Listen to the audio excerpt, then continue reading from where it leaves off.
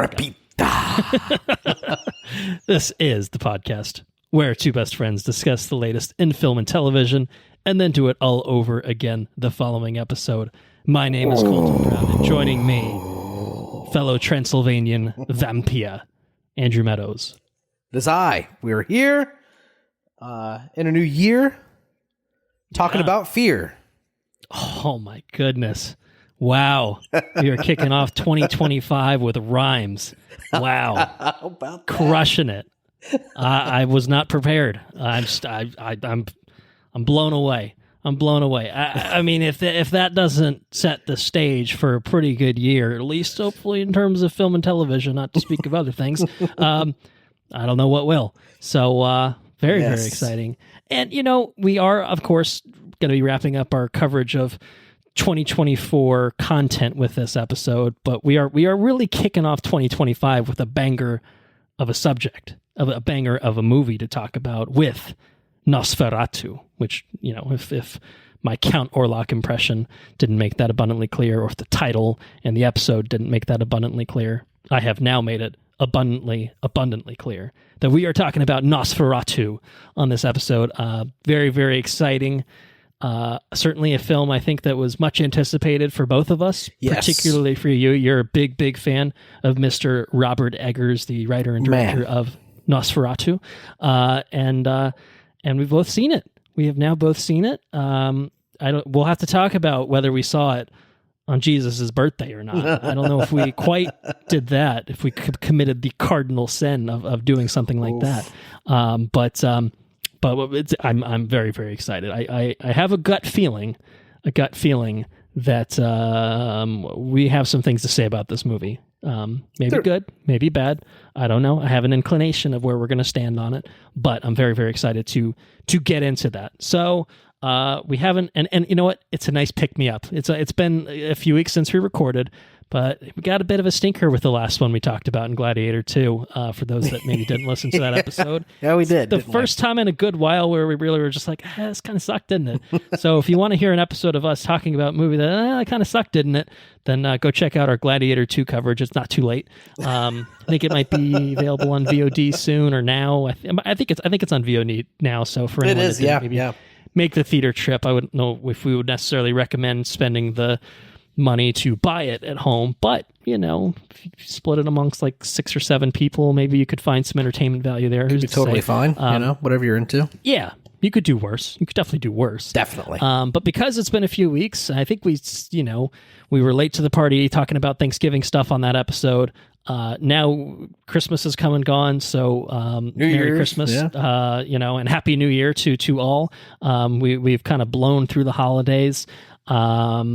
Now we've arrived in the new year. But like I said, we've got some 2024 stuff to wrap up. Obviously, this will be kind of, I think, the last movie or show that we cover properly.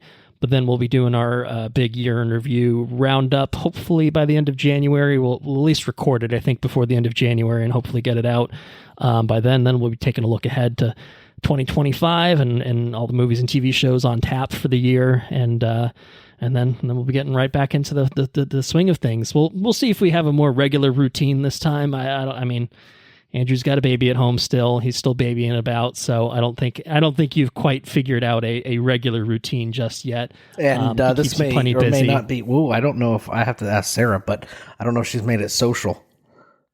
Has she put it on the internet? She did put it on the internet, but okay. I didn't know if you... No, it's totally fine. I was dancing around a certain other thing, but... we're going to have a second one. Not my thing to tell. We're going to have a second little youngin' running around here come the end of June. Yes, indeed. So you're going to be right back on the track of... Not only will you have a 2-3-year-old running around at that point, then you got to go through the whole fun of the first year of life. A little human. Yeah.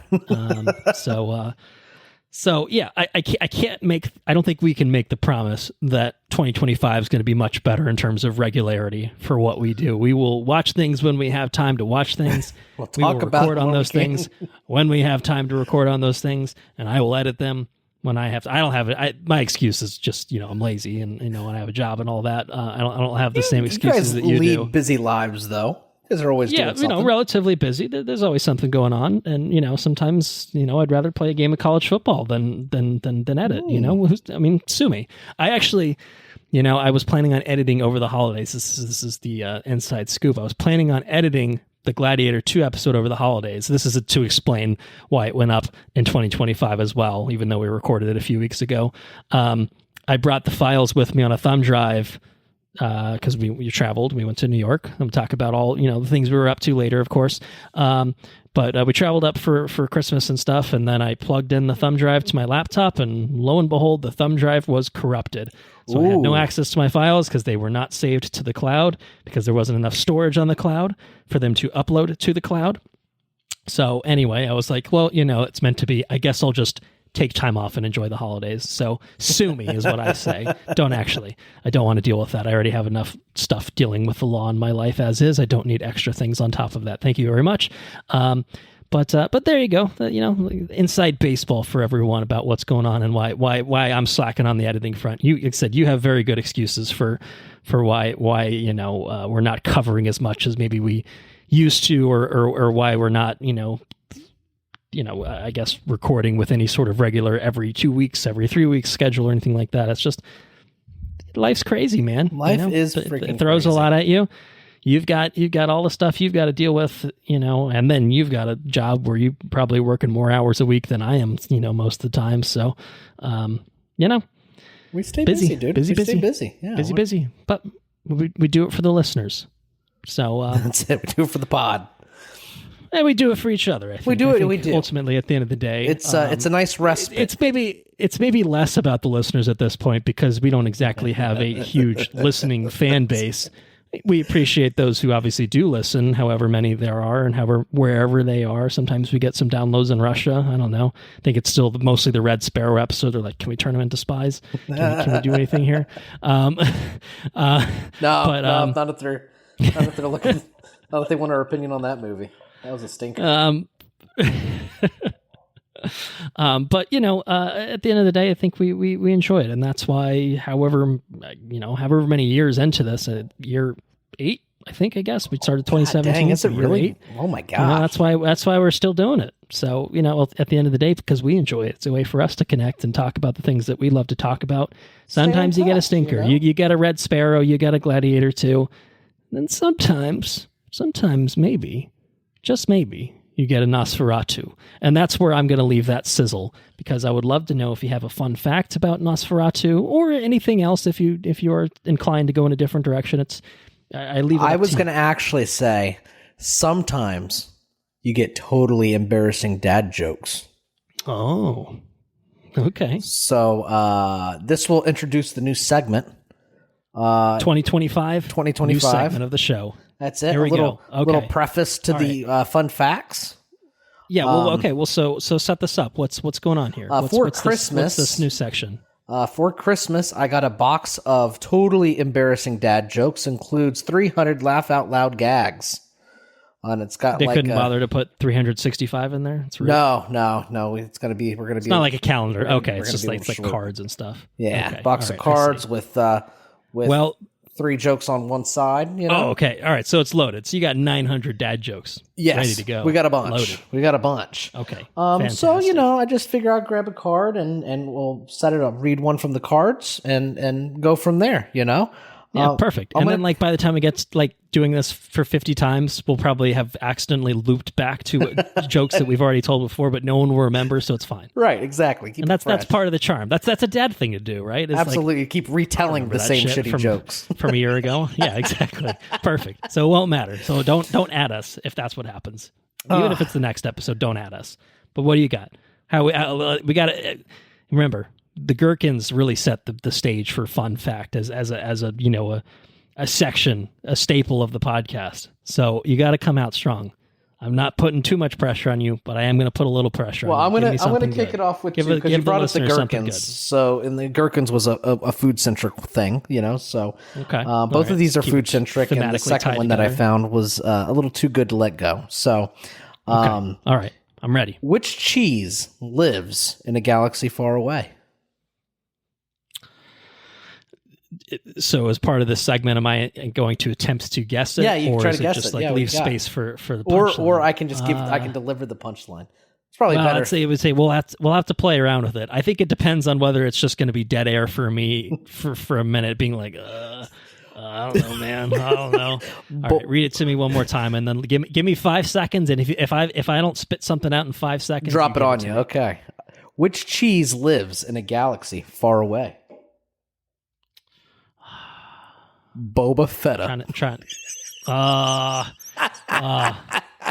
Incredible. I was running through characters. I was like, too slow. Boba Fett would have been way down on the list, so it would have taken me more than a minute, I think, to even arrive at Boba Fett as an option. So Boba Fetta. Boba Fetta. Instant classic. Wow. And what do you call a cheese, or what do you call cheese in a warm coat? Toasty. Good Lord. All right, there you go. Go to. You're the drummer. You can. One of these days, I'll get one. One of these days, I'll get it. You know, I think that'll be like a real fun thing when I can actually properly guess it. I was well and stumped with both of those. Yeah, you never know what you're going to get with dad jokes. You know. Yeah. But my, I do have a fun fact. I came with a fun fact. I actually, okay. I caught a spot today, where I had a scroll. It was called the toilet, where I opened my phone and took a little scroll. And an interesting article popped up that said one Mr. Eggers revived a dead language for the purposes of this movie. Which I thought was wildly interesting. It's on Popverse, and apparently he did an interview, he did an interview with Stream Wars, which I don't know what that is, but they asked about the language when he was. There's a sequence in the movie where Orlok is chanting spells. Okay. And he's speaking ancient Dacian. I don't know if it's Dacian or Dacian, but I think it's Dacian. It sounds all right. And it's a dead language. The Dacians were most likely the people who became the ethnic Romanians in Romania. Okay. And this is a dead language, and I don't know how he, got the language. How he went about. Yeah, I don't know about any of that, but the things that he's speaking Dacian, which I thought was pretty cool. I remember last when we watched Dune, I thought it was really cool how they invented the language of the Fremen and right. And yeah, I think I don't know, linguistics is pretty cool, especially when you're able to like the elves in Lord of the Rings, Elvish. And all that. I think it's all really interesting. It really elevates the world building. In this case, it's staking this terrifying creature in reality, by not even necessarily a made up language. I mean, it's a real thing. Right, but it's so outside of anything that anyone would know that it still feels very fantastic, otherworldly and that's very cool. Attention to detail, I think, is something you can definitely say about. I think it's really, to sidestep Nosferatu, it's absolutely something I think you can point to as something that Eggers brings to the table when he's making a movie is attention to detail. So, whether it's languages, maybe it's mustaches, maybe there's attention to detail. All right, that's all I'm going to say. Well, thank you for that. I have a fun fact to chip in as well, if I may, sir. Absolutely. What do you got? So mine's first of all, Robert Eggers co-directed a stage production in Nosferatu in high school, which is pretty cool. That is pretty neat. Knew, from an early age, he knew what he was doing.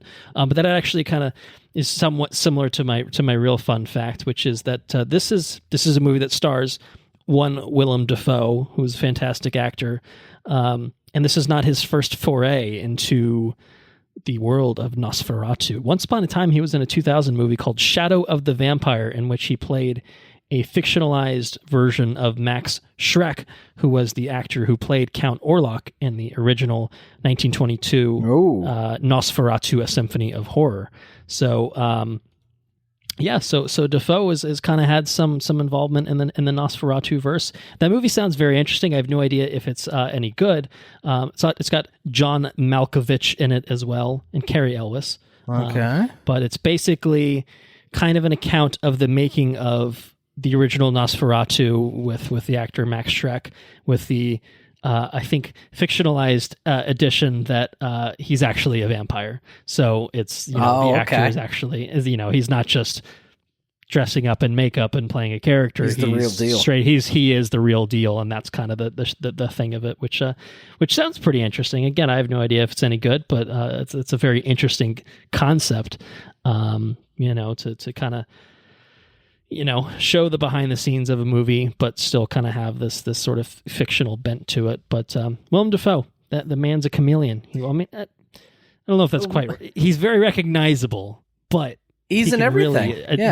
But he can be in anything and give you anything that you want. It can be very serious. It can be very intense. It can be very comedic. And he will fucking steal the scene every single time. Every time you give him the opportunity, Think about it, Spider-Man. So, something of a scientist myself. So anyway, that's my fun fact. Very interesting. No stranger. If you want more Nosferatu stuff, of course you could watch the original. There's actually a, I think, 79 remake prior to this. There's actually another one that came out last year with Doug Jones as Orlok, which is really interesting. Which I think is a little lower budget, a little under the radar. I actually didn't. I've seen the movie poster for the 79 version, but I had forgot about it. I forgot that was a movie. I don't think I knew it existed until when I was looking things up after I watched this movie. To be honest, I didn't realize, because it's a what's his fucking name? It's a Werner Herzog movie. It's a Werner Herzog. Okay. Directed movie, 1979, Nosferatu the Vampire, which was shot in German and English. So there's two different versions of the movie. Klaus Kinski plays. I guess they actually. Oh, I see. Interesting. They actually just used the Dracula name, so it's not Count Orlok. It's actually just straight up Dracula in that, but it's still that's cool. Nosferatu. I mean, it's all just Dracula. We'll get to that. But yeah, there you go. Lots of Nosferatu stuff. I'm like all in on this stuff right now. I don't know if you are. It's the latest obsession. Is the vampires? Nosferatu. I don't know about vampires necessarily. Mostly just Nosferatu and maybe Dracula and Dracula stuff. But anyway, that's what I got. That's what I got for you. Pretty exciting shit. I actually have a whole vampire deck in Magic the Gathering. Made a vampire deck. Love it. It's pretty sick. Big into the vamps, dude. They're pretty. I mean, they're pretty interesting, especially like the ancient creatures, like good stuff. Maybe it's the time to watch Morbius finally. I don't know if there's every. That's a stretch. He's really going for it. He must be pumped. He's the living vampire. Okay, it's fucking cool, man. Shit, Colton is captivated. All right, so here's what's going to happen next. We are going to get into some headlines. We have a bunch of headlines. We're going to try to go through them at a pretty good clip, hopefully, ideally. We've got a bunch of headlines for projects that I think will all not release until 2026 or potentially even later, depending on what they are. Okay. Because, of course, we are kind of at the point in the year where we're going to be wrapping up talking about 2024 stuff. There is a little bit of 2024 stuff that will be covered here, but all of our 2025 stuff, with one exception, we are going to hold and talk about on our 2025 A Look Ahead episode, which will probably be a February episode realistically. But trailers and stuff, we'll mostly be talking about all the goodies that we've got to look forward to in 2025. So that gives us kind of a clear lane to talk about all the stuff that's in the works, but a ways kind of down the pipeline. So, okay. So if you're ready, we can start with some news that I almost forgot to talk about entirely because it came out over 2 months ago, actually. But a very big headline to kick things off with, because Takashi Yamazaki, the director of Godzilla -1, is coming back to Toho to direct another Godzilla movie. Oh, jeez. No specific confirmation of whether this is Godzilla -1 + 1 or Godzilla -2, Godzilla 0. We don't know if this will be a sequel or a prequel to Godzilla -1. One would think it would have a connection. I feel like it ended in a way that felt like the threat was not totally over. Yeah, maybe, right, perhaps left it in a place where it certainly could continue forward. But that's the news. We're getting more Godzilla from Japan, which is not a huge surprise. But I think bringing back Yamazaki after his work on Godzilla -1 seems like a no-brainer. But I'm glad it's happening. So how about you? How you feeling? How you feeling about that? What do you want to say? That's a no-brainer, dude. Definitely no-brainer. Do you think sequel, or do you think what would you prefer? Would you prefer sequel, or do you think just let him go totally wild and different with it? Because that one is a period piece. Maybe he could do a modern day one. I don't know. What do you think? I would be keen for just like a direct sequel. Future Godzilla. Oh, geez. 2021, 23. Like a mecha situation. Yeah. You went deep on those, didn't you? There for a little while. You were watching the old school ones. I watched like 2 or 3 of them, but yeah. there's a lot of them. It's pretty hard though. That's bonus episode. When the kids are older. When the kids are older. That might actually be really fun. 10 years later, they can read subtitles to be a little bit more mature. But they got sillier and sillier as they went. So it's really like you start with like a really like kind of like fucked up original Godzilla, which is pretty heavy, thematically, and then they get sillier as it turns into men in suits just fighting each other and destroying things. It's great. It's good fun. All right, I personally will say, just give me a Godzilla -1 sequel, and I think I'll be happy. Yeah, I think that's good. I think that makes the most sense. I mean, it was so good. And it set itself up, too, Same people coming back. Let this man be whatever he's visually. We know he's going to crush it because, stupidly low budget, and it's going to look better than most Hollywood movies. So I don't know. Let the man cook. Whatever he wants to do is probably fine. But I would say a sequel would be pretty sick. So that's my thoughts on that. Ready to move on? Let's do it. Let's keep it going. All right. Next up, we're getting more Tomb Raider. Whoa. Angie's not back. Nope. Angelina Jolie's not back. She's doing other things now. But we are going to be getting an Amazon series about Tomb Raider from creator Phoebe Waller-Bridge, and in the lead role of Lara Croft. Sources say, once the deal closes, it hasn't fully closed yet, but sources say that Sophie Turner will be taking on the role of Lara Croft. She's Sophie Turner. Obviously, I think most recognizable is Sansa Stark from Game of Thrones. Has popped up in things here and there after that, but I think that's certainly her big claim to fame. She was how could I forget? She was Jean Grey. She was the Phoenix in some of those X-Men movies, including Dark Phoenix, where she became the Dark Phoenix. So what do you think? Are you game for a Tomb Raider series? Are you game for Sophie Turner taking on the role of Lara Croft? Those are probably two maybe different inquiries, but what do you think? I'm definitely game for Tomb Raider. I really like the franchise. Right. I really like I really enjoyed the angle that they went with the new games. The newer, the Crystal Dynamics. Yeah, I thought those were I thought they were really good, really well done. So I mean, it's kind of like a Indiana Jones kind of situation, a good adventure movie. I'm always there for that. I really like that. Right. I don't know. The genre totally works. It has no reason not to work unless you're just doing. Unless you do it wrong, a bad, stupid version of it. Right. Yeah. And we also got Alicia Vikander in the role, which I kind of forgot about that movie. But she was good. She was a good fit for that. She was okay. Yeah. I don't know about Sophie Turner. Movie was fine. I don't know about that. Okay. But, see how it goes, I guess, Right. I think could work. Could work. I mean, not probably the first choice, I think, that I would think it wouldn't be my who I would first suggest choice, but I don't know who alternatively. my first choice would be, To be fair. honest. Right. That's kind of where I'm at. So, let's see what she's got. I mean, she's young. I think that she's kind of gotten boxed into some roles that I think haven't Because of let Lord of the her- Rings? Well, Game of Thrones, but yeah. Or that's what I meant. What did I say? Lord of the Rings? Yeah, and like she was good in Game of Thrones, but then the character was annoying at times by design, and then had some pretty bad storylines that were added in thanks to those two chuckle fucks in charge, So, and then like the Jean Grey, like she was bad as Jean Grey, but also those were bad movies that she was in with other bad actors and bad direction and stuff. So it's like, how much do we hold her responsible versus the other people maybe involved?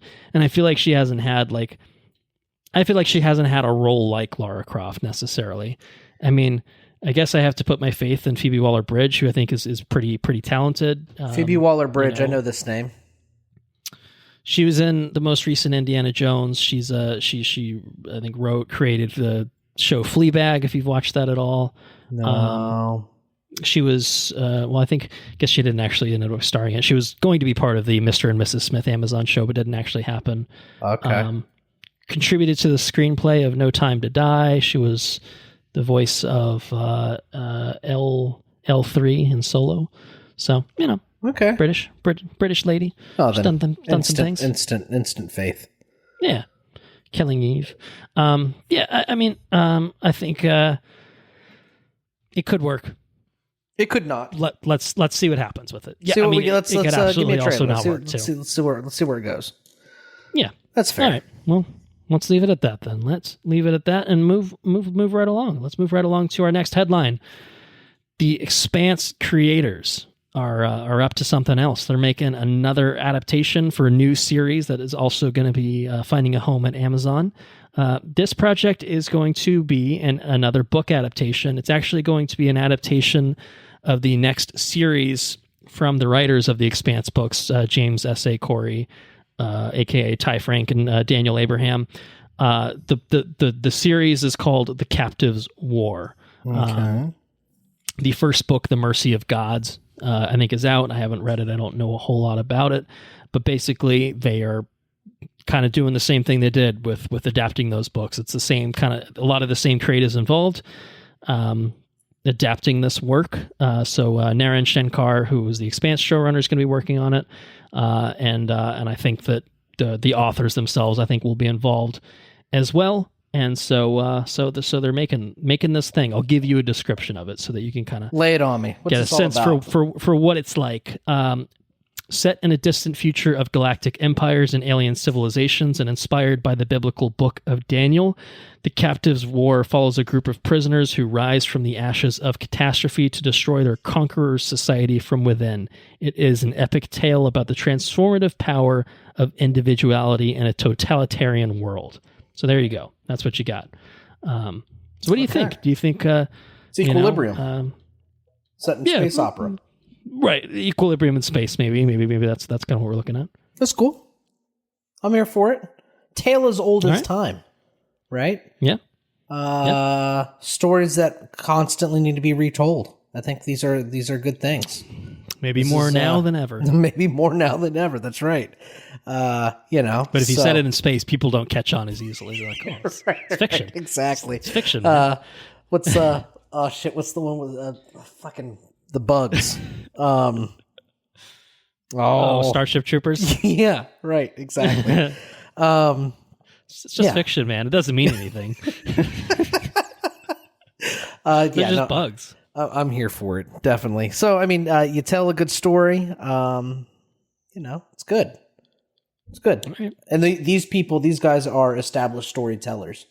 You take I think it's You take something as complex as I assume the novels are pretty dense, but like are the Expanse books pretty dense? Yeah, I mean they're not Sanderson levels of 1,200 pages. No, but I imagine the content's pretty. Yeah, right. Like there's a lot going on, and obviously the adaptation process, they had to do a lot to really Well, first of all, transform it to even be makeable for sci-fi as it was originally on, and then I think when they got a little bit budget to play with when it moved over to Amazon, I think that probably helped a bit. But yeah, definitely. I mean, to even make that show possible in the first place, especially on sci-fi, with the lower budget on sci-fi, I think kind of goes to show that they have what it takes to pull off something like this, and now I think they'll probably have a bit more resources to play with, and make it happen. So, which is cool, which is exciting.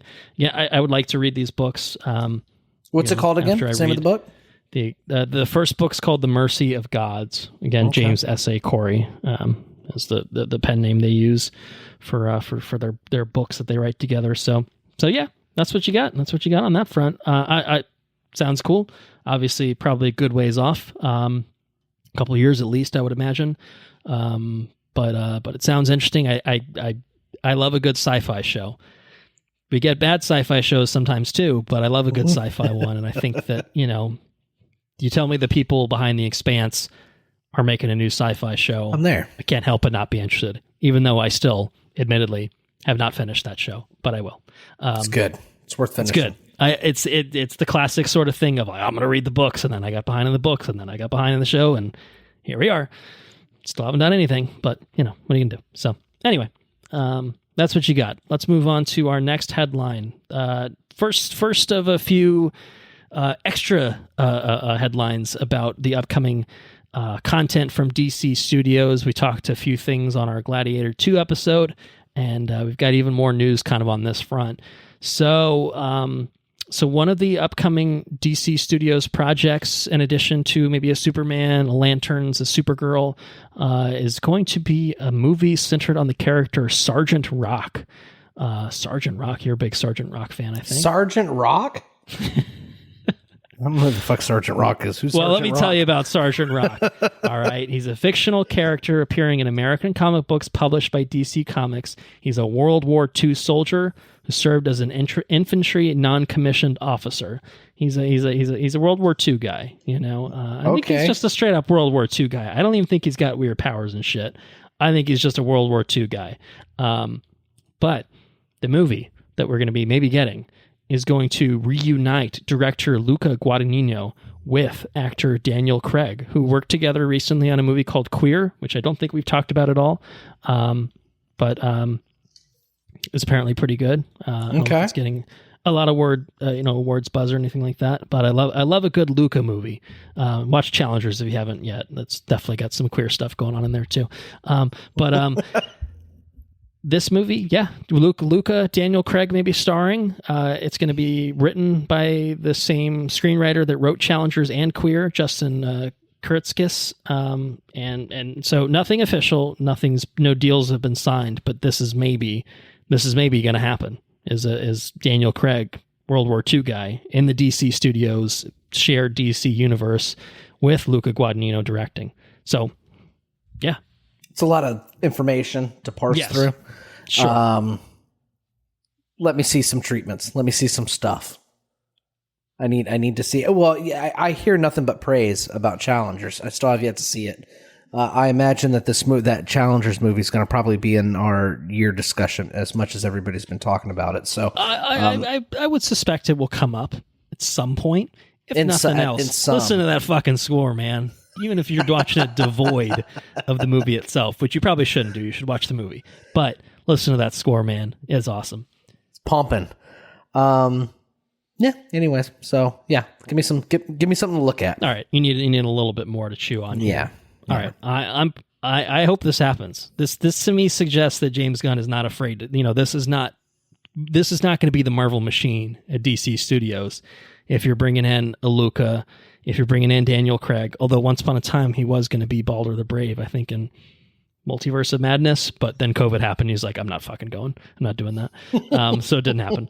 Fun fact. I don't know. I think it would be really cool. So I hope it happens. I mean, I don't know how DC connected it's going to be. If it's World War II set, like, is it going to be World War II with superheroes and shit going around? Like, maybe that could be pretty interesting. Or is it going to be like what the Captain America: The First Avenger was, that sort of thing? I don't know. So We'll see. I don't know. We'll see what happens. Could be really cool. So I hope it happens. But apparently, if it does happen, it's going to be Guadagnino's next directing job before something else that we've already talked about. And when you know it, we're going to talk about it right motherfucking What are we now. talking about now? American Psycho. We talked about it. We speculated. Maybe Glenn Powell could be our new Patrick Bateman. Huh? Maybe he could be. That would be ballin'. He will not be. He will not be, because we now know who will be Patrick Bateman. Elvis Presley himself. Austin Butler, poised to star in Luca Guadagnino's new interpretation of the book American Psycho by Bret Easton Ellis. He is going to be playing Patrick Bateman. What do you think about that? He is our Patrick Bateman. Dude's got chops. He's got range. I think if nothing else, Dune has, I think, maybe dissuaded maybe at least our notion of like, oh, this dude's just stuck in Elvis. The fucking motorcycle movie guy? Fuck that guy. Right. Yeah. Mr. Motorcycle Elvis, right. Like, come on, man. DJ Nanda Parbeats, lest we forget his role in Arrow Season 3, where he was a DJ who worked for Ra's-al-Ghul. Lest we forget. Lest we forget. I mean, we shall not. Never forget. So, yeah, I mean, hey, maybe he's got what it takes to be, a new yuppie. Can he outdo Christian Bale? I don't know. I mean, Christian Bale's a fight. Christian Bale was a tour de force, man. It's pretty tough. But I mean, it's Luca. I mean, we could have gotten Armie Hammer once upon a time, but Armie Hammer could have fucking been psycho. He is kind of psycho. He's just channel himself. Yeah. Yeah, he'd be good at that. I think could have been Glenn Powell, but it's not. Would have been good. Yeah, Powell would have been an enlightening that would have taken him away from his usual stuff that he's kind of getting boxed. He's getting boxed into stuff. That's when you got to pull that. You got to pull that role. Handsome McHandsome face. That's he's getting boxed into that too many times. We got to give him something to chew on. Yeah. No. What I actually they did. They put Dune 2 out on. I think it was in Netflix. I think is where it went to, or HBO. I'm not sure. Either way, it's on the streams. Mm-hmm. And I kind of like fast forwarded straight through to the where he's like talking in the I started from the point where he's talking to all the Fremen under the ground, mm-hmm, mm-hmm. And he's like prophesizing that the guy's like kissed his mom goodbye or whatever. It's like, fuck, this movie's really good, dude. It's a good movie. Maybe it's another. I mean, that came out in 2024. Maybe we'll be talking about it pretty soon. I don't know. It's so good. Again. And anyways, Butler's in there, and my knife chip and whatever, and he's he's very chilling character. He did a good job. He did a very good job. He's got range. He's got a little bit more range than we thought. Maybe he can pull off a Patrick Bateman. Good actor. Yeah. Anyways, I'm here for it. It's a cool. You have talented people behind the camera, in front of the camera. Yep. So I think you have the makings of a good movie. The tapestry. I think so too. Good. I think American Psycho new adaptation is not something that I would have needed or ever asked for. I think that even though the Mary Harron one is not a perfect, page perfect adaptation of the book, it's pretty good, and I think it does. There's a lot of greatness in it. Christian Bale, obviously, and I think it's a high bar to clear to make a new version of it. But if anyone's going to fucking pull it off, I do think it's going to be Luca. Even if it's not necessarily as good, I think it'll be different enough to have its own reason to exist. I think is at least what I can say about it. So, So I'm looking forward. Hey, if he's going to Sergeant Rockabout first, great. But I do want to see this American Psycho, what he's doing. Anyone else, if he leaves the project, my interest is going to go down to zero. But I'm really, really keen to see what he's got with American Psycho. So there you go. Let's move on. Let's slide back over to DC Studios. Yet another example, I think, of, hey man, James Gunn's just. This is what happens when you put James Gunn in charge of shit. All right, let's put it this way. We're going to be getting a Clayface movie. Okay. The movie centered on the character of Clayface has been set for a theatrical release September 11th, never forget, 2026. And so he's pumping shit out, isn't he? He's not. So director has not yet been announced for this. No, I mean, just as a creative, like... Well, yeah, I mean, it's like Marvel. Marvel puts out, now 2-3 movies a year, generally speaking, plus now 2-3 shows a year. I mean, DC Studios, I think once Superman opens, I think they're probably putting out 2-3 projects total a year. We've got Creature Commandos already dropped. The end of last year, I think will be wrapped up at least by the time this episode's out. Let's put it that way. Superman will be later this year. Maybe we'll talk about that at some point. Who's to say? But then, yeah, Lanterns, I think, is on the horizon. Supergirl. They announced a whole bunch of stuff with that big Gods and Monsters Chapter 1 slate a little while back. But they're kind of adding stuff on it, here and there. And so, I mean, it might as well, take a swing at some of these things and get these things out there. And I think the interesting thing is it's not... I mean, they did announce a Batman movie. Obviously, the Batman Part 2 is a thing, but like, it's not just here's Batman movie, here's a Superman movie, here's a Wonder Woman movie. Here, and they're not doing the same playbook, right? Right. Like they're kind of throwing some weird shit at you. Maybe they'll throw a Sergeant Rock at you. I don't know. Maybe they'll throw a Clayface at you because apparently they're going to do that. So I mean, this one's been fully dated. The script is going to be written by Mike Flanagan, which is really interesting. I know that he's a big horror guy. Did a lot of YouTube guy, or the Netflix guy. Netflix guy. He did the Haunting of series, Hill House, Bly Manor, Midnight Mass, Midnight Club, Fall of the House of Usher. He's done some movies. He did Dr. Sleep, Gerald's Game. So he's a big horror guy. So he wrote this script, and I think a lot of what Gunn has said basically about his approach is like, they announced the whole thing with the Chapter 1, like I said, but really they're not going to be making things until a completed script has been turned in and he likes it. Like that's, it seems like the quality control is basically, it needs to exist for a reason. Like it's not just, let's make a movie about this character and then we'll scramble and figure it out. And, but it's like, no. If something is really, really good, that's what's going into production next. So clearly this fucking Clayface script, which is, like, generally speaking, if you took it to a regular studio executive, maybe not a Kevin Feige type, but whoever's in charge of, I don't know, I was going to say Sony, but they'll greenlight anything apparently. WB, let's say WB. WB probably wouldn't well, no, this is WB. Fuck. Paramount. Let's go with Paramount. Universal. They may not greenlight, any fucking thing, but here we go. You get a creative type involved, and James Gunn says, "Yeah, we're making a Clayface movie." So they're making a Clayface movie with Mike Flanagan writing. It said September 2026 it's been dated for. Clayface is known for consisting of clay and having the ability to shapeshift. There you go.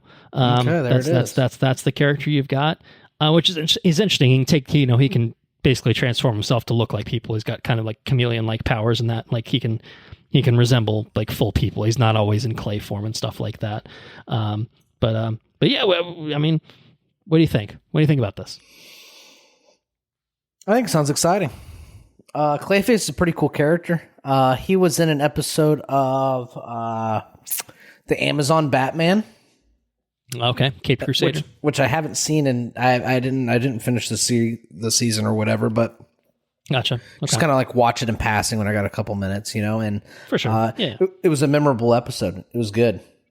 I forgot that came out. That was 2024 as well, wasn't it? It was. Maybe the next couple of weeks. Maybe that'll be a project. It's time to watch some shit. It's time to put the magic down. It's time to not play any video games. I've been playing video games here lately. Yeah. It's time to really just grind out the free time and watching good quality shit.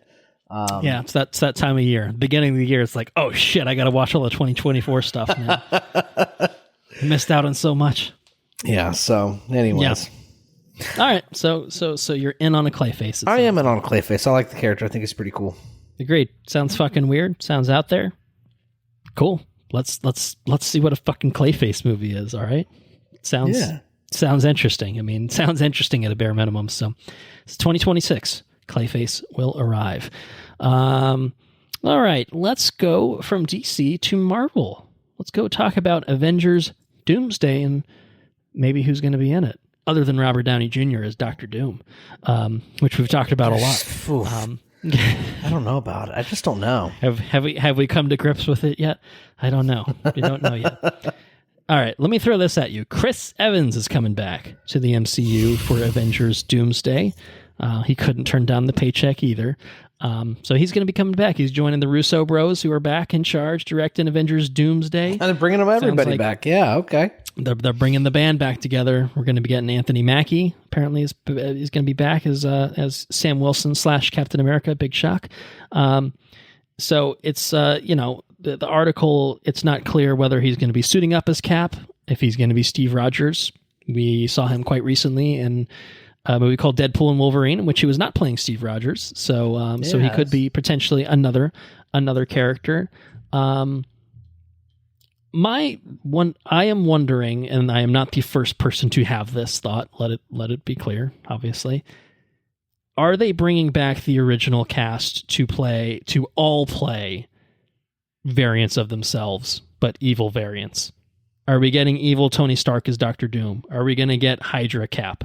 Are we going to get some sort of evil Black Widow? Are we going to, that's what I'm now wondering, like, is this just a multiverse, like a what if kind of deal? If you're casting fucking Robert Downey Jr. as Doctor Doom, again, we've and I'm not going to rehash everything we've talked about because we've talked about it a lot, but it necessarily begs the question of why. Yes, he's a great actor, but he played, the most recognizable face in the entirety of the MCU in Tony Stark and Iron Man. So then to make him the next big bad as Doctor Doom, who's, an iconic comic book character who we've longed to see a great proper adaptation of, and we have not seen that ever really. Closest we got was in the 90s, which is pathetic. What the fuck is happening here? So that's kind of what I'm wondering is like, all right, are they fully committing to the bit? Are they committing to having evil, recognizable faces? And that's the twist, is we're going full variant shit because this is the multiverse shit, and the faces that you know and love are going to be the people that you still know but hate this time. That's the only... I don't know. I don't know. That's my speculation. I don't know if I want that. I'm just wondering if that's what we're getting. I don't know. Throwing it out there. So... what do you think? Chris Evans is back. Do you want to see him as just regular old Steve? Old Steve, old Biden Steve. Do you want, or what do you think? No, I don't. I don't want to see that. What as much as I was underwhelmed by the show, the Anthony Mackie show, right? Falcon Winter Soldier, sure. I feel like it does. You're moving in a direction, commit to it, and if the first one didn't deliver, keep moving forward, just do a better job. You know what I mean? Don't backstep. Does it feel like they're trying to just, like, we know that it worked before, so we're going to bring, instead of just being like, no, like, just give good material to the new guys. They will make it work for you. People will be interested. Exactly. If you just tell a fucking good story, and instead of, no, we have to immediately go back to the well as soon as we start losing money with some of our bigger projects. Maybe. So I don't want that to be the case, because if that is the case, then I think it's going to be, it's going to double down on the missteps. You know what I mean? Like, it's not. Yes. Yeah, it won't be successful. I think that's a totally fair read. And I think the audiences will see through it. I see what they did here. Yeah, it's just like, they can't create anything new. They have to. Right. Yeah. So we might be seeing a seismic shift in comic book movies where DC starts to. Right. Maybe DC takes over. Maybe, this is DC's time to shine. They've been playing catch up for a decade and, have now had to hit the reset button again.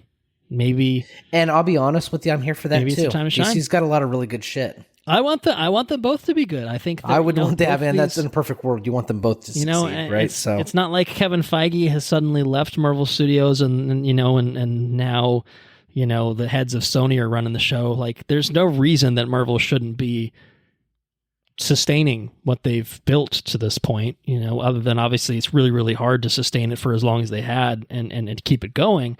But the creatives are still there. I think the passion's still there. It's just, you got to give us good, compelling stories. And now that they've got Fantastic Four and the X-Men back in their, repertoire. like fucking give us those stories. Give us the X-Men. We had a couple good X-Men movies, but we had a lot of shit ones. So give us new, different versions of those characters. Give us good version of the Fantastic Four. Give us a good, hopefully good version of Doctor Doom. Like those are the things that they should be knocking out of the park. And it just kind of feels like, Fantastic Four I'm looking forward to. I feel good about that as a project and cast and all that. Yeah. But the Doctor Doom side of things, I'm like, I don't know about that. Downey Jr., great. Downey's great. But it just feels so desperate still. And I just haven't really come to terms with it. And I'm a little worried about how it's really going to play out. So, and this doesn't inspire confidence in the same way. I love Evans. I think he's great. He's great as Steve Rogers. He's fun as Johnny Storm. He could be a good Hydra Cap, but do I need it? Is that what I want? I don't know. Well, maybe Marvel will. Maybe Feige will prove me wrong, and I should never doubt him. I shouldn't doubt the Russos.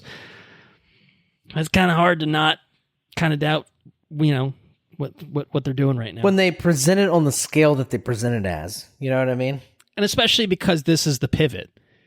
It is the Jonathan pivot. Majors saga happened. Kang Dynasty no longer exists. It's now the Doctor Doom movie, which we know wasn't really the original plan.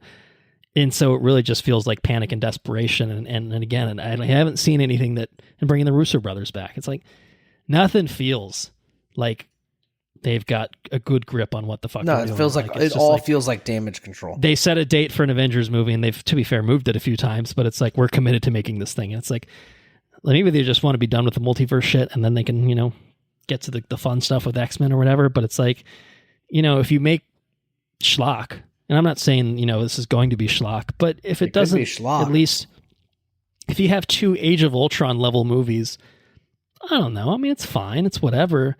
But you're losing your audience, I think, a little bit, at the same time. Whereas Infinity War into Endgame, people were I was pumped, obviously, but people were pumped. General audiences were eating that shit up because it was just so well delivered, and it was super, super comic booky, totally fucking balls to the wall, going for it. But they nailed it, and I hope that they can do anything close to that. Will they pull that off again? Probably not. That would be hard to pull off, but it just doesn't seem like we're even. It doesn't even seem like we're getting close. No, from everything that we've seen on paper. So, would love to be proven wrong. And again, love Chris Evans. Hey, cool. But I am not confident in what Avengers Doomsday is going to be. It could be a Ant-Man Quantumania situation. The gambit may pay off. I think a lot of people are going to be interested to see what the fuck this is. So myself included. It doesn't mean I'm going to like it, but I am interested to see what the fuck they're doing. So I guess there is that aspect of it. So, if it is just a big PR stunt, bringing Downey back, hey, but hopefully there's some creativity and creative, rationale involved too. So said my piece yet again. Let's move on. Over on the other side of the Marvel sphere, over in Sony land, sometimes they make good movies. They make Spider-Verse movies, which are good. That's it. Sure. That's the only time they make good movies.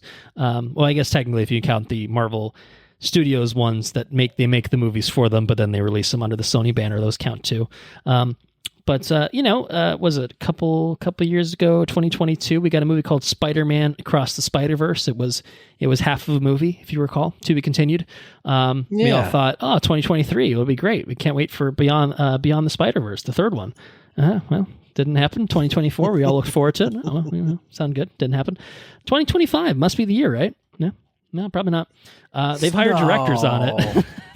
The news is they've hired directors for this fucking movie, which I really thought when they made Across the Spider-Verse, the way that they told that story was very much, we are just cutting this off full sail, through halfway through the storyline. Usually when they do that, it's the Lord of the Rings, it's the Matrix reloading. Right, they've got the story, whatever the third one's pinned called. out. They know where they're going. Revolutions, right. And maybe they do know where they're going, but they haven't animated it. No one's voiced it, so it's still a good ways off. So the third chapter in the Spider-Verse trilogy is probably arriving no sooner than 2026. No set release date, but I would say no sooner than 2026. But they do have directors. They have directors and Bob Persichetti and Justin K. Thompson. Persichetti was a co-director on Into the Spider-Verse, was an executive producer on Across the Spider-Verse. Thompson was a production designer on the first one, and I think was also a co-director on it. Was there 4 directors on the first movie? Is that a thing? Oof. Let's check that. Is that right? It's a lot. It's a lot of creative balancing. 4 people? Okay. This must be. I don't know. I don't even know how they write stuff with 4 people. Yeah, well, take turns, I guess, and change. I didn't like the changes. You didn't like the changes you made. Okay, so Thompson. It's like an improv. Thompson was a co-director on Across the Spider-Verse, whereas Persichetti was a co-director on the first one. So it's two directors who each worked on, each co-directed one of the entries. So it's folks that are returning into the fold, which is good. You have continuity there. People obviously who are intimately familiar with this story. My hope is they know what the fuck they're doing, and they weren't just making it up in part 2 of just being like, yeah, we'll figure it out later. That usually doesn't work out well. That doesn't bode well of, hopefully you have some sort of concrete concept of what the hell you're doing. But I guess we'll see. So what do you think?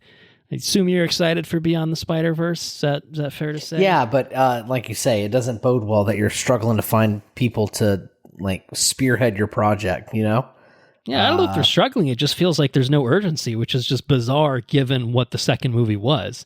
I think if the second movie was a part 2 of 3, but at least felt like a complete movie, it'd be one thing, but it really was just we're chopping the story in half, but we didn't write the second half of the story. Oops, my dog ate my homework. It's a little odd. So it's frustrating because it feels like that.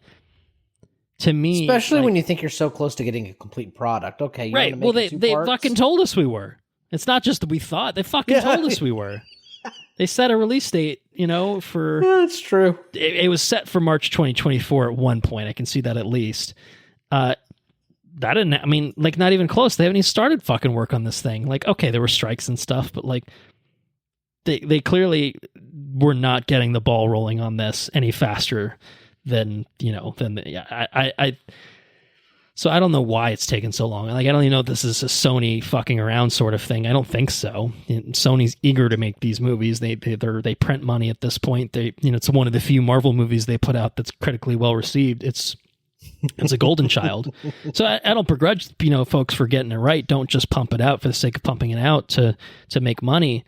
But why is this taking so long? It's one thing if the animation is going to take years and years because they're making new crazy tech to make it all work. But it kind of just feels like they're just like, yeah, we'll figure it out when we figure it out. And then 2 years later, they're like, yeah, I guess we should make it. I don't know. What do you think? It's a little weird. I'm looking forward to it. And I think retroactively, once this movie comes out and hopefully it's good, I will feel better about the second movie. And the fact that it's been some weird 4 or 5 year gap between these part 2 and part 3 or part 1 and part 2 really in terms of the story. But it feels weird right now. We're not in a good place where it's just like I don't even want to go back and rewatch that second one because it's an incomplete story. It's like if they made, Wicked part 1 and then they were just like, yeah, we're not making, or Dune. If Dune was a part 1 and then they didn't fucking make Dune part 2 for 10 years or ever, it'd be like, it kind of sours it because it's a great movie, but it ends in a way where it's just like, oh, I want to see the next thing. Or there's quite a few television shows that I've been television. On hard. It's like watching a television show that gets canceled. How often are you going to go back and revisit those television shows that are canceled halfway through telling a really, really compelling story and that never answer your fucking questions? I don't know, man. No, that's rough. Probably not very often because I'm just makes you angry. So I don't know. Anyway, 2027 is what I'll say. 27. That's my bold prediction. We'll get it May of 2027. You heard it here first. That's my bold prediction for when Beyond the Spider-Verse will arrive in theaters. So, anyway, now I'm getting rambly. I recognize it. I acknowledge it. We've got a few more headlines and just a few trailers. Just a few, I will say, for the folks listening at home. There's one I'll probably on the be train, rambly on, though. On a bus. There's one that will be I have not rambly. But it's good. But I got a movie. I got a movie to We'll ramble. be an hour plus in. We'll have a little, alcohols in the system. Perhaps if you're drinking tonight. I actually don't know if you are specifically, but maybe you wouldn't even need it. You wouldn't even need it to ramble. I got a 60-minute IPA. That counts. That's alcohol. But anyway, a few more headlines. let's circle back to something we talked about on our Gladiator 2 episode. We talked about Christopher Nolan's next movie. We're like speculating about like, is it vampires? Is it helicopter pilots? What's it going to be? We talked about the big fucking cast. Great, dude. Don't cast. even get me started. You put this in the news. I put it in the news. Are you ready to ramble already? yeah, I'm ready to ramble. Well, I was rambling when I read this news. I think it came out. When did this come out? Like New Year's Eve? I think Christmas Eve almost. Christmas Eve. I rambled in front of I stood up in the living room. You heard about this shit? Yeah. I kind of like rubbed my belly a little bit. I patted my belly. I got fucking pumped, dude. Oof. Go ahead. Lay it on the listeners in case they haven't heard. Sure. So you know what's going on here. You don't need to know, but I'll tell you anyway. Christopher Nolan's next movie will not be about vampires. No, sir. It will not be about helicopters. No, sir. Unless there's some weird shit going on. It will be an adaptation of the epic poem from Homer, the Odyssey. It will follow Odysseus's journey home after the Trojan War. It will be a mythic action epic shot across the world using brand new IMAX film technology. It will be arriving in cinemas July 17th of 2026. To reiterate what we talked about in terms of cast, Matt Damon, Tom Holland, Zendaya, Robert Pattinson, Lupita Nyong'o, Anne Hathaway, and Charlize Theron will all star. Fucking all-star cast for a goddamn fucking adaptation of Homer. That's all of it. Everything that just came out of your mouth is a fucking doozy, dude. Yeah. Wow. I mean, this is. You remember when they said Danny Villeneuve and fucking Dune? All the cast of Dune. Oh, and the Dune. Yeah, this is it. This is now that. This is now that. Yeah. Yeah. Exactly. For sure. All of that is a doozy. I can't think of. I mean, don't get me wrong. Denny would be a very capable director. Christopher Nolan, I'll just go and say this. Christopher Nolan is a very capable director. Audio mixing it's a controversial aside. take. It's a very hot take, obviously. I'm getting burned from how hot that is, that Christopher Nolan's a capable director. But continue with your... He's an incredibly capable director. And covering an incredible... Just an incredible story that's just, I don't know, it's just timeless. It's a timeless story. You know what I mean? And with a cast, like when you think of the stars of Hollywood, you know what I mean? If you're a part of this production, that really speaks volumes about like kind of like where you've made it, I think. You know what I mean? Just being attached to a project like this sounds like something spectacular. More so than something like Dune, right? Dune could be a piece of shit. You don't know until you really watch it. The last movie that came out that was Dune was really a piece of shit. You know what I mean? Ask David Lynch how that turned out. Yeah, right. Exactly. So for Dune to come out, it's actually shocking that it did as good as it did. You know, it's just, oh man, that's incredible. It makes it even that much better that it's awesome. This movie can't fail. This movie has to be, and no, don't get me wrong, if it does fail, wow. You know what I mean? But something like this doesn't fail. This is just like this is what Hollywood's capable of right now. This is going to be a very large budgeted movie, but in a way that it's like, oh my God, I can't believe you're spending this much money on something like this. But Christopher Nolan and that cast, and you know how fucking epic this could be. It is an epic. I love it. It's a modern epic. It's a modern fucking. Oh, it'll be a modern epic of an ancient epic, really. Yeah. It's incredible. I could not be more excited about this. I'm super stoked. Yeah, super stoked. Because this is also Nolan capable as he may be. This is very outside of what he's done before. Very, very outside. We have not seen him do anything like this. Yeah, no period. I mean, he's done period pieces, right? But not like this. Not like this. No. An Oppenheimer is a period piece. But the Prestige is a period piece. What's it called? And so was the World War II one. Dunkirk. right. But this is fucking ancient. This is well before those periods. This is ancient Greece, that you're talking about. If he adapts it that way, hopefully, like I was getting real pumped about it. I don't want no modern and the bullshit. Coen Brothers I movie want got ancient brought Greek up. shit. Yeah, oh brother, where art thou? Yeah, and I had no idea that movie was a period piece. It's been so long since I've seen it.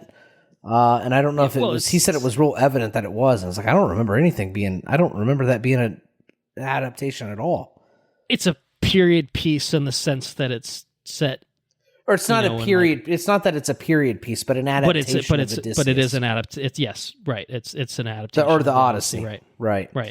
And I didn't know that. Yeah. So, but I think this will be a straight adaptation. Not that it'll be page for page, line for line from the poem, like being the thing. But I think it will be, like Troy, set, in that fucking time period. I can't imagine. Be a commitment to it, again, that's something we've never seen from Nolan, and I fucking want to see it from Nolan. I will be disappointed if. Do I see that? Do we have a release date on this? July 17th, 2026. This is year and a half away. Wow, perhaps year and a half. Perhaps a flight to Kings of Prussia, 75 millimeter. Mm. Yeah, 72 yeah. Millimeter. This is 75. Brand new IMAX film technology. If ever, past Dune Part 2 and stuff, and maybe Dune Messiah, in the future, in a few years, if ever there was a movie beckoning you to an IMAX cinema, I think the Odyssey is something that should do it. It sounds almost like it could be a movie like, we covered it in the epics. I can't remember what it's called now, but brain fart. Lawrence of Arabia. Yes. This seems like it would be Lawrence of Arabia, but like modern movie. You know what I mean? Yeah.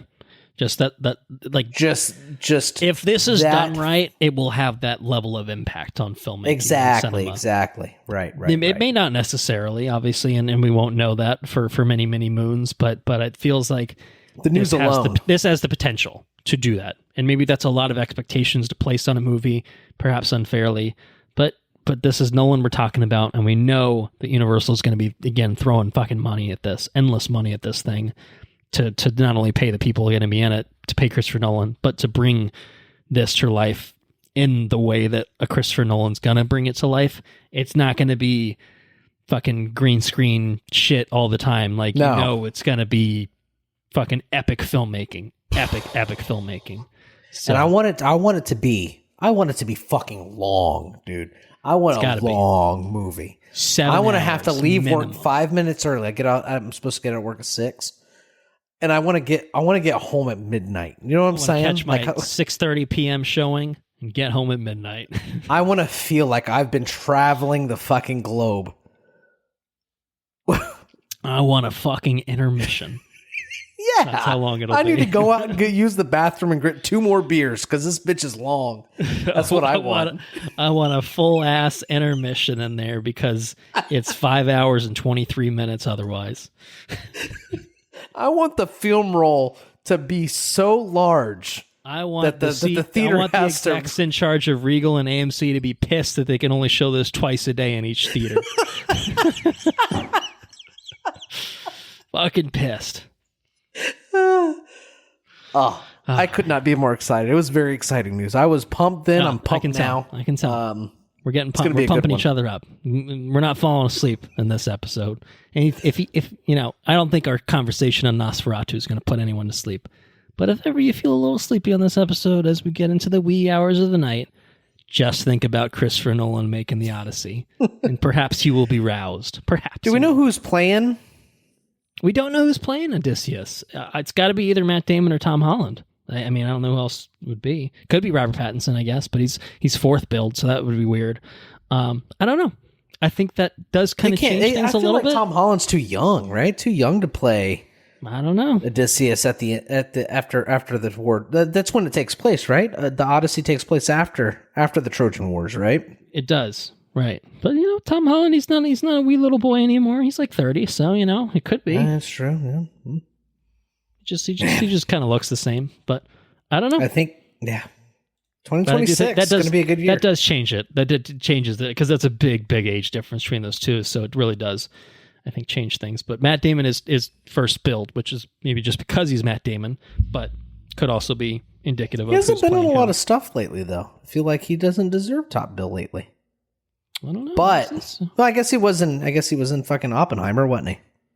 Was in Oppenheimer, not top bill, obviously there, but he could be top bill as. Ago. He's done things here and there, but I feel like Robert Downey. I feel like Robert Downey Jr. would be a good Odysseus. He's too busy being Dr. Doom.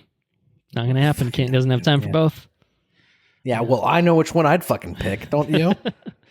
Well, you know? I mean, if it meant that he dropped out of Dr. Doom and then we got a Cillian Murphy in there or a Nikolai Coster-Waldau, or fuck it. Again, if we're talking about recasting shit, give me Mads Dr. Doom. Mads Mikkelsen Dr. Doom. It's the only one that makes sense.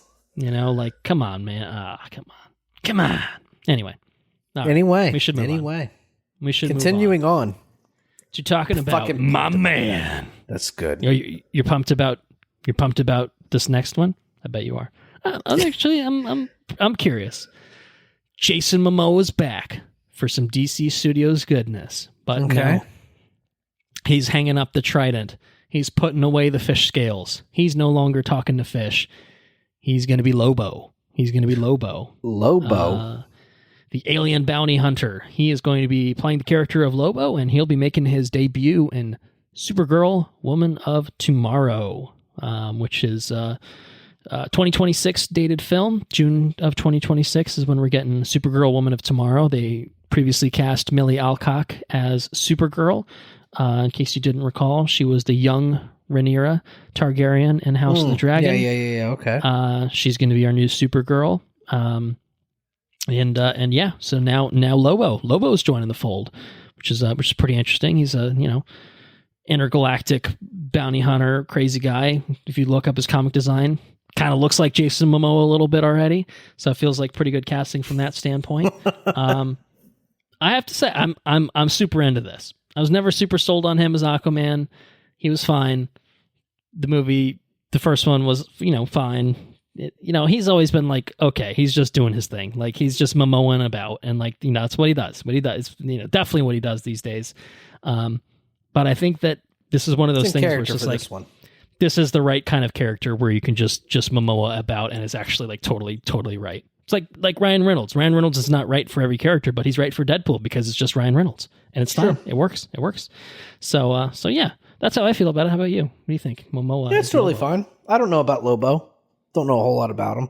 Seen him in a couple of cartoons a long time ago, but aside from that, I don't. I feel like he's got like a zany kind of crazy energy to him. Yeah, I feel like he's a popular character. Like, I think a lot of people have been fan casting him for a long time as this character, right? Right. I think even prior to him being Aquaman, people really thought he'd be a good Lobo. So yeah, it's totally fine. Yeah. So all right.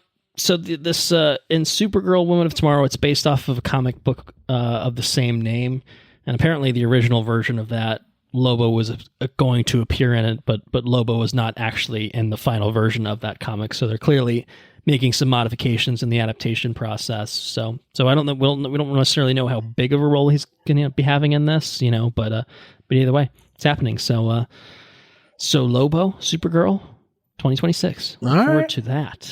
And let's talk about our final motherfucking headline, because it will seg nicely into the first couple trailers that we're going to talk about. The Golden Globes 2025, 82nd annual Golden Globes happened. Once upon a time, it's a classic thing where it would have been on the script as the nominees, but we waited long enough. Now we have our winners to talk about. This is. I thought that this might be a good final headline to talk about, because it might tee up maybe some things that should be on your radar. Things maybe on my radar as well, because there's a lot of stuff here that I hadn't seen. Things that won awards, both on the film side, on the TV side of things. And really just a lot of stuff here that I admittedly have not watched. And so we'll get into that. I did watch the telecast. Nikki Glaser hosted. I thought she was good. Big improvement over fucking loser ass Joe Coy from last year, which was one of the worst things I've seen. The actual production of the show was horrendous, though, just fucking bad all around. They did like a weird pop-up video thing where they had like fun facts about celebrities, like, you know, on the screen with like typos in it, and then they also narrated a separate fun fact. So while you're reading a fun fact and they're walking up to collect their award on the stage, you're getting inundated with some other dumb fucking bullshit about them. I'm like, too much. There's also this weird thing where they'd have like a whole a shot of the ballroom, and it'd have like a little arrow like of where someone's sitting, and they're like a little fucking pixel. You know, it's like, look, there's Colin Farrell. He's sitting over there. He's that pixel is Colin Farrell. It's like, oh, that's really cool, great. Oh, look, it's Keira Knightley. She's just a dot. She's the dot over there in the corner. Great. I love to see this. Jesus Christ. So anyway, production was real bad. Golden Globes are like sort of a semi-joke. I think it's just an excuse for, not that they need an excuse, but for celebrities to get together and get fucked up, you know, and crunk and all that good stuff. You know, I think it's really what it is, because there was the whole scandal a few years back that it was the Hollywood Foreign Press Association, who was a bunch of non-diverse journalists who didn't actually know anything about shit. And you know, so it kind of just turned out to be a whole big racket. So they've kind of reconstructed the Golden Globes with a new group of critics awarding it, but it still kind of doesn't really have the same, obviously, level of prestige as something like the Oscars do. But it's still, for whatever, you know, and has that brand recognition. It's still a big thing. Like I said, it's mostly an excuse for them to party, but hey, it still commands some value, I guess we'll say. Yeah. So anyway, talking about big winners, on the TV side of things, Shogun was a big winner. Big surprise. Shogun. Okay. Shogun. Tadanobu Asano won for best supporting role. Hiroyuki Sanada won for best lead role. Anna Sawai won for, I think, best performance by a female actor in a television series. The show itself won best drama series. So, you know, all around big night for Shogun. I think it might have won everything it was nominated for. How is it? In terms of, it's both TV and film. Just I don't know if that's. Well, it just seems like it was ages ago. Well, it was 2024 though. Although, you know, the Golden Globes, like, there's like all the awards have like, it must be released, you know, by this point and stuff, blah blah blah. So you get a bunch of stuff that hasn't really come out but is still eligible for. Yeah. Movies wise, that, you know, that has come out limited in 2024, so it gets, you know, in the window of 2024 movies, like something like Nosferatu. I'm not even sure if it would be eligible for, like, I don't think it would have been eligible for Golden Globes. Let's just say it wasn't nominated for anything. And I don't know which Oscars it would be eligible for. Like, would it be for this upcoming one in March, or would it have to, you know, roll over to the next one? Like, it came out in 2024. One would think that it should qualify, but there's weird rules about all that sort of shit. So anyway, Colin Farrell won for The Penguin, best actor in a TV show. Like Hacks won best comedy series. Gene Smart won for Hacks.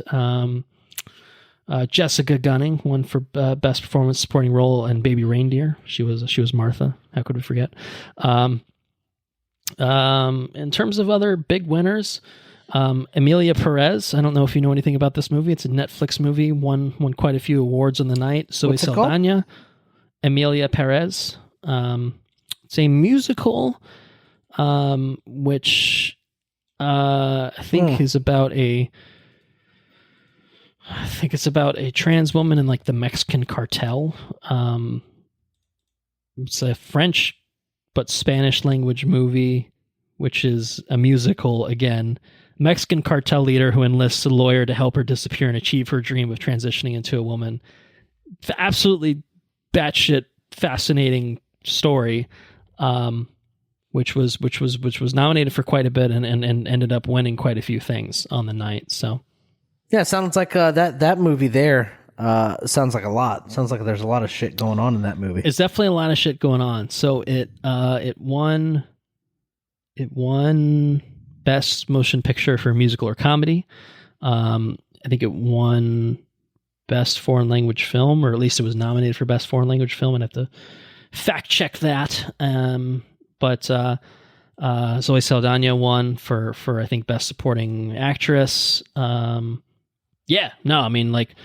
Did really, really well overall for the night, which it's just, you know, hey, cool. I haven't watched it yet, but it is on Netflix, so that's one that's definitely easy to watch. Maybe one to put on the radar. I think the critic reviews have been not amazing, not overwhelmingly positive, but I think good overall. So I don't know.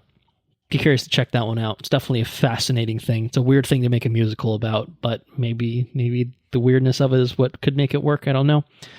Wicked won for cinematic and box office achievement. So, there's that. Trent Reznor, Atticus Ross, otherwise known as Nine Inch Nails, won for Challengers, their score on Challengers. Demi Moore won for performance by a female actor in musical comedy for The Substance, which is definitely... That's on my list. That's on my list. I want to watch that. Really Have you seen that? I haven't. No, I want to watch that. And it doesn't... Because it's... like a body horror probably thing? Pretty gross. Yeah, but I'm like, oh, that sounds like my shit. Yeah, the trailer looked really cool. I really wanted to watch it for a long time now. Yeah. No, that's on my list. And so a few other things. Conclave, there's some Pope movie with Ralph Fiennes in it, The Wild Robot was robbed of Best Animated Picture, beaten out by a movie named Flow, which I haven't seen. But it's like a dialogue-free thing about a cat, which is, I don't know, could be interesting. Not sure if it's streaming or anything like that. I don't know, but yeah. And then Best Motion Picture Drama.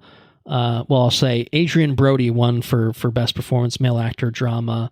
But Best Motion Picture Drama went to a movie named The Brutalist.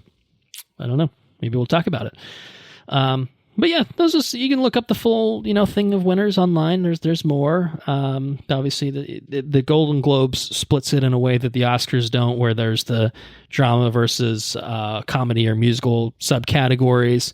So you have an opportunity to nominate a lot more movies and things overall, and actors and stuff like that. So you kind of get a few different recognition. So there'll be some crossover, I'm sure, with the Oscars, but not fully. But either way, there's some movies in here that I think maybe are things you might want to have on your radar in the next few weeks of like, maybe I should watch that. Maybe I should watch The Substance. Maybe I should watch Emilia Perez. Maybe I should watch Challengers, Anora, Conclave, A Complete Unknown, Bob Dylan. What's he all about? He looks like Timmy. Conclave. Those are the things you could watch if you wanted to. But there you go. Yeah, like I said, check out the full list online. 2025 Golden Globes, shit production.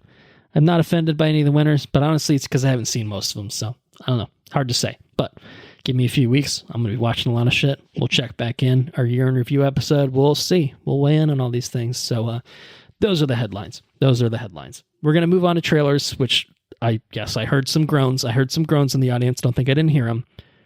We only have 3 trailers to talk about. And 2 of them are very, very relevant to what I just talked about. So we're going to start first with the movie called September 5. This is a movie that was nominated for Best Golden Globe Drama thing. Didn't win. Like I said, The Brutalist won. Maybe we'll talk about that soon. But September 5 is kind of capturing the 1972 Munich Summer Olympics massacre that happened, where several Israeli athletes were taken hostage. Bad things happened ultimately as a result of that.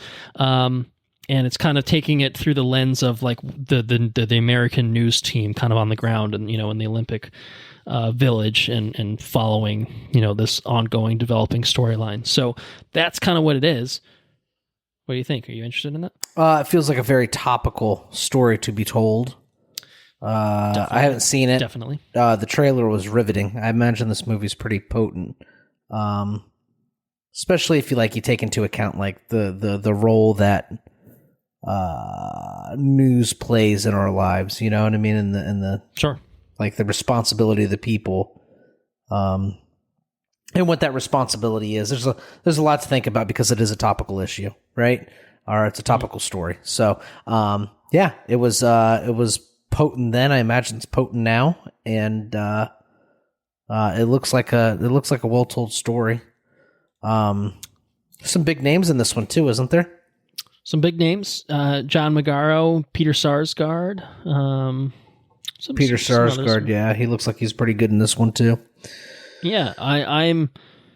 It looks very tense, which obviously a movie like this should be tense. But I think setting it through this lens, I think, is really interesting and feels like a good kind of, I don't know, like a really interesting perspective to show it from, and kind of, I guess, the journalistic ethics and stuff. It feels like are kind of under the microscope here, which it's just really interesting. I said definitely something that in our current political climate, world climate, like it's really interesting to see something like this and see obviously, how something like this that happened 50 it's cool years to watch. ago. It's cool to watch things examined, Right? Like you're obviously you can draw the parallels, right? But because it's something set way back when. And it's a real life thing that fully actually happened. Yeah. Yeah, I don't know. It looks tense and compelling. So I'm keen to see. It's this fascinating. one, so. And it's important. It's like the whole point, right? Is to Right. This is a story worth telling. Examine historical. And not only is it just, hey, here's a thing that happened. Maybe by telling it in this way, you're not only looking at, obviously the relations between Israel and Palestine that obviously led to this. Maybe you can pull from that, into the current ongoing, happenings in the world, and then and other things, like I said, journalistic ethics and stuff like that. So there's a lot of stuff which like something like Civil War kind of almost did a similar thing in a semi-fictional way, right? So yeah. There's a few different ways that this could really be effective. So. Looks really interesting. I'm definitely interested in watching it. This is getting I think, wide release January 17th. So it's a 2024 movie, which is why it's nominated for a Golden Globe. And it was released in limited theaters in December, but it's going to get a wide release here in January. So, okay. So I would definitely like to catch this one. I think I'm definitely interested in seeing it. And then I'll also say, the Steven Spielberg film Munich basically documents the Israeli response to everything that happens in this movie. So I think in like a sort of, if you think about like Dunkirk and The Darkest Hour, the Gary Oldman Churchill movie, they kind of like almost like they are complementary films. They kind of tell the same story, or at least kind of detail the same sort of time period, but told in very different forms with different directors and stuff like that. Like really interesting movies to watch together. I think this and Munich could be really interesting movies to watch together too. So just throwing it out there as a thing, because I think that's what I'm going to do. Okay. So moving on to our other trailer. We've mentioned it a few times. The movie is called The Brutalist. This is from director Brady Corbet, stars Adrian Brody, Felicity Jones, and Guy Pearce. I think similar deal. This movie came out in limited release in December. I don't think there's a full wide release date set for this yet, but I think one would think with the Golden Globe win and stuff that they'd probably be wanting people to watch it and have, ease of access to go be able to watch it. But, we'll see. See what happens in terms of release date. Maybe it'll go up on VOD or something. It's an A24 movie, so there's that. Okay. I included the trailer here just to put it on our radar, talk about it a little bit. Obviously, it's getting some recognition now. What do you think about it? Let's start there. Is this anything that seems like the trailer looks like this movie's really well shot. Okay. Looks like a beautifully shot movie. I think this is the movie, too, that was, I think it was directed by a veteran. Is that right? Or am I thinking of a different... No, I'm thinking of a different movie. A24's got a ridiculous-looking movie coming out. Yes, I think Warfare maybe, but that's one that's on the list for our look ahead episode, because that'll be a 2025 movie. But yeah, I know what you're talking about. But this movie looks good. Adrian Brody's been like widely celebrated for his role in this movie. Yeah. And it's got Ed Norton in it. I'm a big Ed Norton fan. You don't see him in much lately, but he's cool. I think there's... I don't know much about the story. I think it's something about it's an art guy, right? Sort of. He's like a immigrant that comes to America, and then it's like I think 40s into the 50s. It's a Hungarian Jewish architect who survives the Holocaust and then comes to America to achieve the American dream. I think that's kind of the very broad version of what it is. It's described as an epic period drama, and I saw that in the Wikipedia description. I was like, oh, okay. This fucker's 215 minutes. This is an epic. You want to look for an epic, you're getting an epic here. 215 minutes? 215. 3.5 plus hours. That's a healthy boy there. That's a big one. It's very healthy. It's a big boy. Yeah. So, but it's getting rave reviews. Seems to be very good. Adrian Brody, like you said, it's definitely getting a lot of recognition. It's very beautifully shot. It looks compelling. Guy Pearce looks kind of shitty, but like in a good Guy Pearcey sort of way. You know. So the runtime is daunting. I will say. I don't know if I can make it to a theater to see this and not have to pee halfway through, give me an intermission, the Odyssey style. But this feels like a movie that will be very compelling, you know? So if I have to treat it Killers of the Flower Moon style and break it up into 2-3 watches. Two-parter. You know, I think that's okay too, you know? Curious. Yeah, I'm very curious about it. Would definitely like to check it out. I'm not confident I'll check it out before we do our year in review episode. For you especially, like, good fucking luck seeing a 3.5 hour movie in the theater. You know what I mean? So, unless it's the Odyssey, then you make special plans. To be clear, right? 6.5 hours, you make special plans. But yeah. All right. Any final thoughts on The Brutalist? No. I mean, that's 250 minutes. That's large. It's a large boy. Looks like it's probably pretty good though. If it's a compelling story, you could probably get into it. I can write out a long movie if it's something worth like. I think it's like this dude's life story. Like I think it's told over the span of several decades. Like it's a whole saga. It's an epic. You know. Yeah. So yeah, that's The Brutalist. And now we've got one final trailer to talk about. We're breaking the rule. We're not talking about something that's coming out in 2024. It came out in 2024, something that's 2026 or beyond. We're breaking our rule because there's a trailer that came out recently, and man, we just have to talk about it. We can't just sit on it for weeks and then bury it in the middle of a look ahead episode. It just wouldn't feel right. Just wouldn't do it justice. And so we've got to talk about the official teaser trailer for Superman right now. This is coming to theaters. Like I said, 2025 movie. We will talk about it again on our look ahead episode. I think we can certainly say that. But right now we're going to get into that teaser. July 11th, this is heading to cinemas. This is the proper film start to the DC universe, James Gunn's DCU.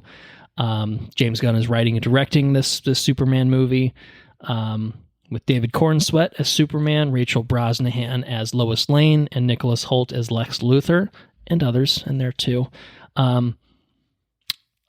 I think you had some sort of reaction, maybe some feelings about this, you know, that you wanted to share.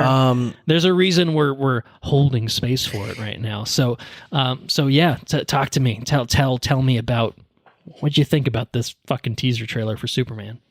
There is a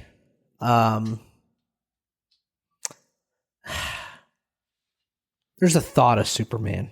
Superman exists in your brain as a certain thing. You know what I mean? And that thing has not existed, I don't think, on screen. Right? I think the closest we've gotten has been the Christopher Reeve Superman. Yeah, and I've never, I'll be honest with you, I didn't really watch those. I don't really. It was a little before our time existing on this earth, to be fair. So yeah, you know, and for some reason, there's been the inability for people to put this character on screen. It's a hard character, I guess, to really wrap your head around. You know what I mean? Because he's godlike. You know, but this trailer is either it's one or two things. Either this movie is absolutely incredible. It's going to be an incredible movie, right? Or the marketing team that has put this trailer out, it's an example of how to market a product. one of those two things is the case, right? Because I think the most proper example is Wicked.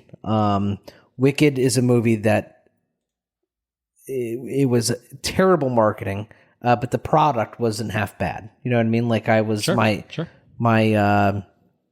recently watched it, and my expectations were set in the dirt because of the marketing team, and what I got left me pretty impressed. I was actually floored by how good it was because the marketing team did such a abysmal job of marketing this thing. So I think the inverse could be true for this, where it's just I think this is a proper example of how to market a thing. Hopefully the movie's as good, and I think the movie's probably going to be pretty incredible. There's a lot of I don't know, it just kind of shows the struggle of somebody trying to help that, you know, and it just looks really good. I was moved by this trailer. No, I think just the way it's edited, obviously, I think really just kind of, it packs a punch emotionally and just I don't know. In 2 minutes. 2 minutes. 2 minutes and 19 seconds, yeah. The music is just it swells in the right way. It's kind of the John Williams theme. It's like a little modern rendition update of it. It just feels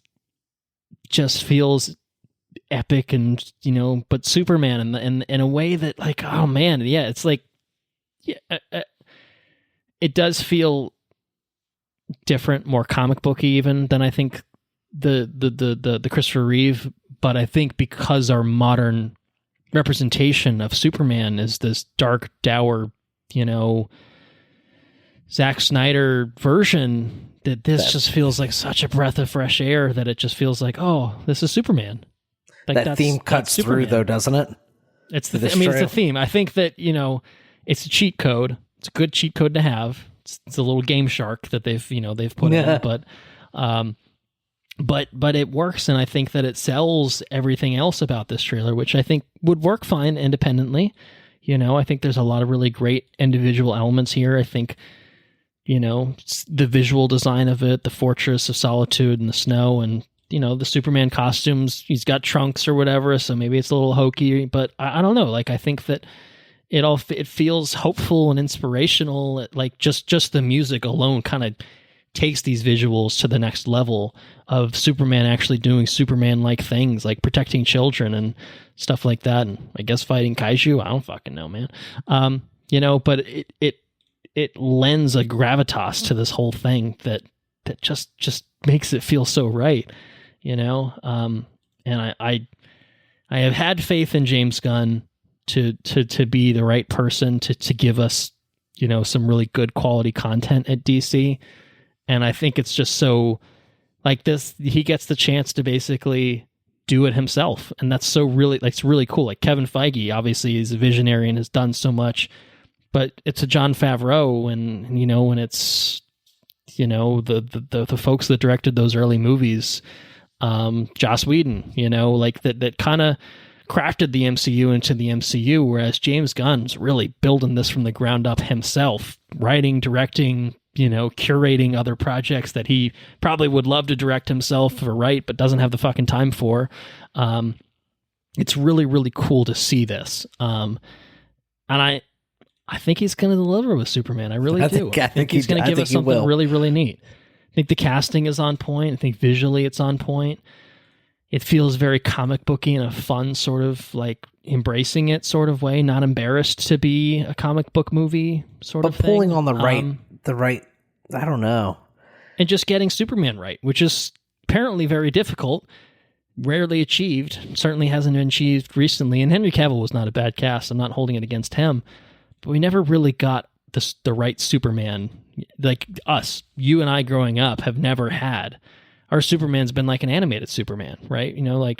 Justice League, JLU, Unlimited and stuff like that. Like, and comic books, straight up fucking out of the books, straight up comic books. Sure, like that's where we get the Superman that we like. That feels like Superman, that is Superman. And I think this feels like the closest we're even coming to that. And he's throwing a cute dog in there. That's also a cheat code. You know what I mean? But I don't know. It just seems to have the it factor. I'm really, really pumped to see this movie. It's I mean, we'll talk about it again, but it is definitely amongst my most anticipated films for 2025, shall we say. And I'll say that now, and I'll probably say something along those lines, in a few weeks whenever we record that episode. But, the reason we wanted to highlight it here is because, oh man. I watched that trailer at work in the bathroom. You do a lot of things in there, apparently. Yeah, it's like I need time to escape. I need a little privacy. Yeah. Don't mind if I do. Excuse me. And I turned off the lights in the bathroom, which is even weird because it's just it's like a 4x4 toilet room. Like there's no room in there at all. Mm-hmm. Sure. And it echoes really nice because the whole room's tiled. And just bouncing off the walls all around you. Yeah, it was epic. Man, I'm stoked. It's gonna be really good. Me too. I maybe Santa brought me a new monitor for my little setup here, and this is the first trailer I watched on it. Pumped, put it up in 4K. Glorious, just glorious. It gave me the feels. I was feeling all the feels. No shame in admitting it. And maybe this is maybe we're doing one that was cut up. Maybe we're doing the same thing that we did with the Odyssey and the Nolan. We're pumping it up too much. We're getting ourselves too hyped. The only thing that we can do is it's either going to meet our expectations or it's going to fall short of them. And do you think the director? Do you think he had a hand in making this trailer? I think so. I mean, I think he definitely had final approval, if nothing else. I don't know how much he would have been involved in terms of the actual cuts of it, but I think probably music and what is being shown and how it's being shown. I think yes. I mean, again, because this is James Gunn's. Not only is this James Gunn's movie, this is effectively his fucking studio to run at this point. Mm-hmm. So everything goes through James Gunn. And this is kind of like is not the entry point. Like this is the beginning. This is the first film. Yeah, the first official thing, whatever period for DCU is Creature Commandos, but that's an animated kind of, rated R sort of thing. Like this is full proper. We're not getting a rated R Superman. Like this is wholesome Superman. This is the true start, I think, to the DCU. Yeah. So yeah, that's Superman, man. I think we're pretty fucking pumped. Come July 11th, I think you can. I've never been this pumped for a Superman movie. Well, no, that's for sure. I mean, we had one solo Superman movie before they stuck him in fucking Batman v Superman, but let's not relitigate the past. He comes out of the water fucking jacked. I don't think we're gonna see a jacked super. Henry Cavill's a jacked individual. I think Henry Cavill is a little more jacked than Corn Sweat is here, but I don't think Corn Sweat's a slouch. Let's put it that way. I think he's got what it takes, even if he's not quite as muscly. Henry Cavill should be in goddamn the Odyssey. He could play fucking Hercules or something. He could do that. You should put Henry Cavill in more things and let him, I don't know, be the character he's actually supposed to be. I don't know. If you're gonna be Superman, let him be Superman. If he's gonna be Geralt of Rivia, I don't know, fucking let him be Geralt of Rivia. I don't know. What do you know? Apparently nothing. Apparently not as much as the folks in charge of these things anyway. Let's put it that way. But anyway, that is neither here nor there. Superman, July 11th, 2025. We'll talk about it again probably in a few weeks, but we talked about it now, so we can say that we did that. We gave it the space that it deserved. But now we must give Nosferatu the space that it deserves. And does it deserve space? Because we had a lot of headlines. We weren't quite as, snappy as I probably thought. probably could have expected that. Yep. Sue me. Still don't. I still don't want any lawsuits. When I say that, I'm being facetious. Okay. But we need to talk about Nosferatu because you saw it probably over a week ago, right? Yeah, over a week ago. I've seen it a little bit more recently. I think I saw it this past Friday, so half a week ago. But maybe it's sticking around in your brain. It's sticking around in mine. We'll talk about that. It's in theaters as of recording, as of probably the release of this. It should still definitely be playing in theaters. Should be exclusively in theaters for now anyway. Nosferatu is written and directed by Robert Eggers, based on the original Nosferatu screenplay by Henrik Galeen and Bram Stoker's Dracula, the novel. Stars Lily Rose Depp, Nicholas Hoult, Lex Luthor, Bill Skarsgård, Aaron Taylor Johnson, Willem Dafoe, Emma Corrin, Ralph Ineson, and Simon McBurney. It is a gothic tale of obsession between a haunted young woman and the terrifying vampire infatuated with her, causing untold horror in its wake. Took that from the website. In case anyone's wondering where that came from. It's pretty good, right? Yeah. It's pretty good. I wrote it myself. Before we fully dive into this, would you like to do a box office breakdown of Nosferatu? Box office breakdown. It's pretty good. A little Orlocky, maybe.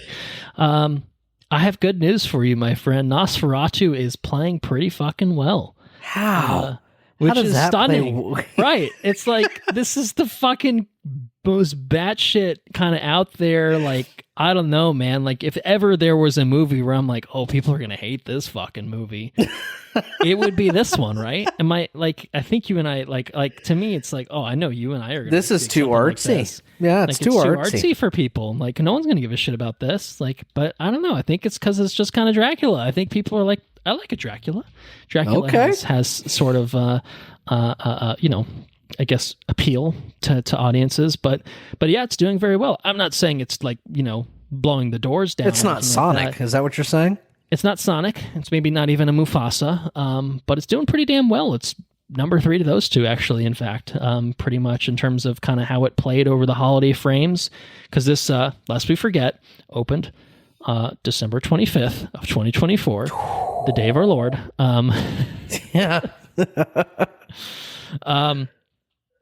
Open on Christmas Day. It's a $50 million budget, and as of recording a couple weeks into its run, it has crossed $100 million worldwide. And it's held pretty well. It had I think a very respectable opening weekend of $21 million, which I think was about $40 million for the extended Christmas frame, because I think Christmas was on a Wednesday.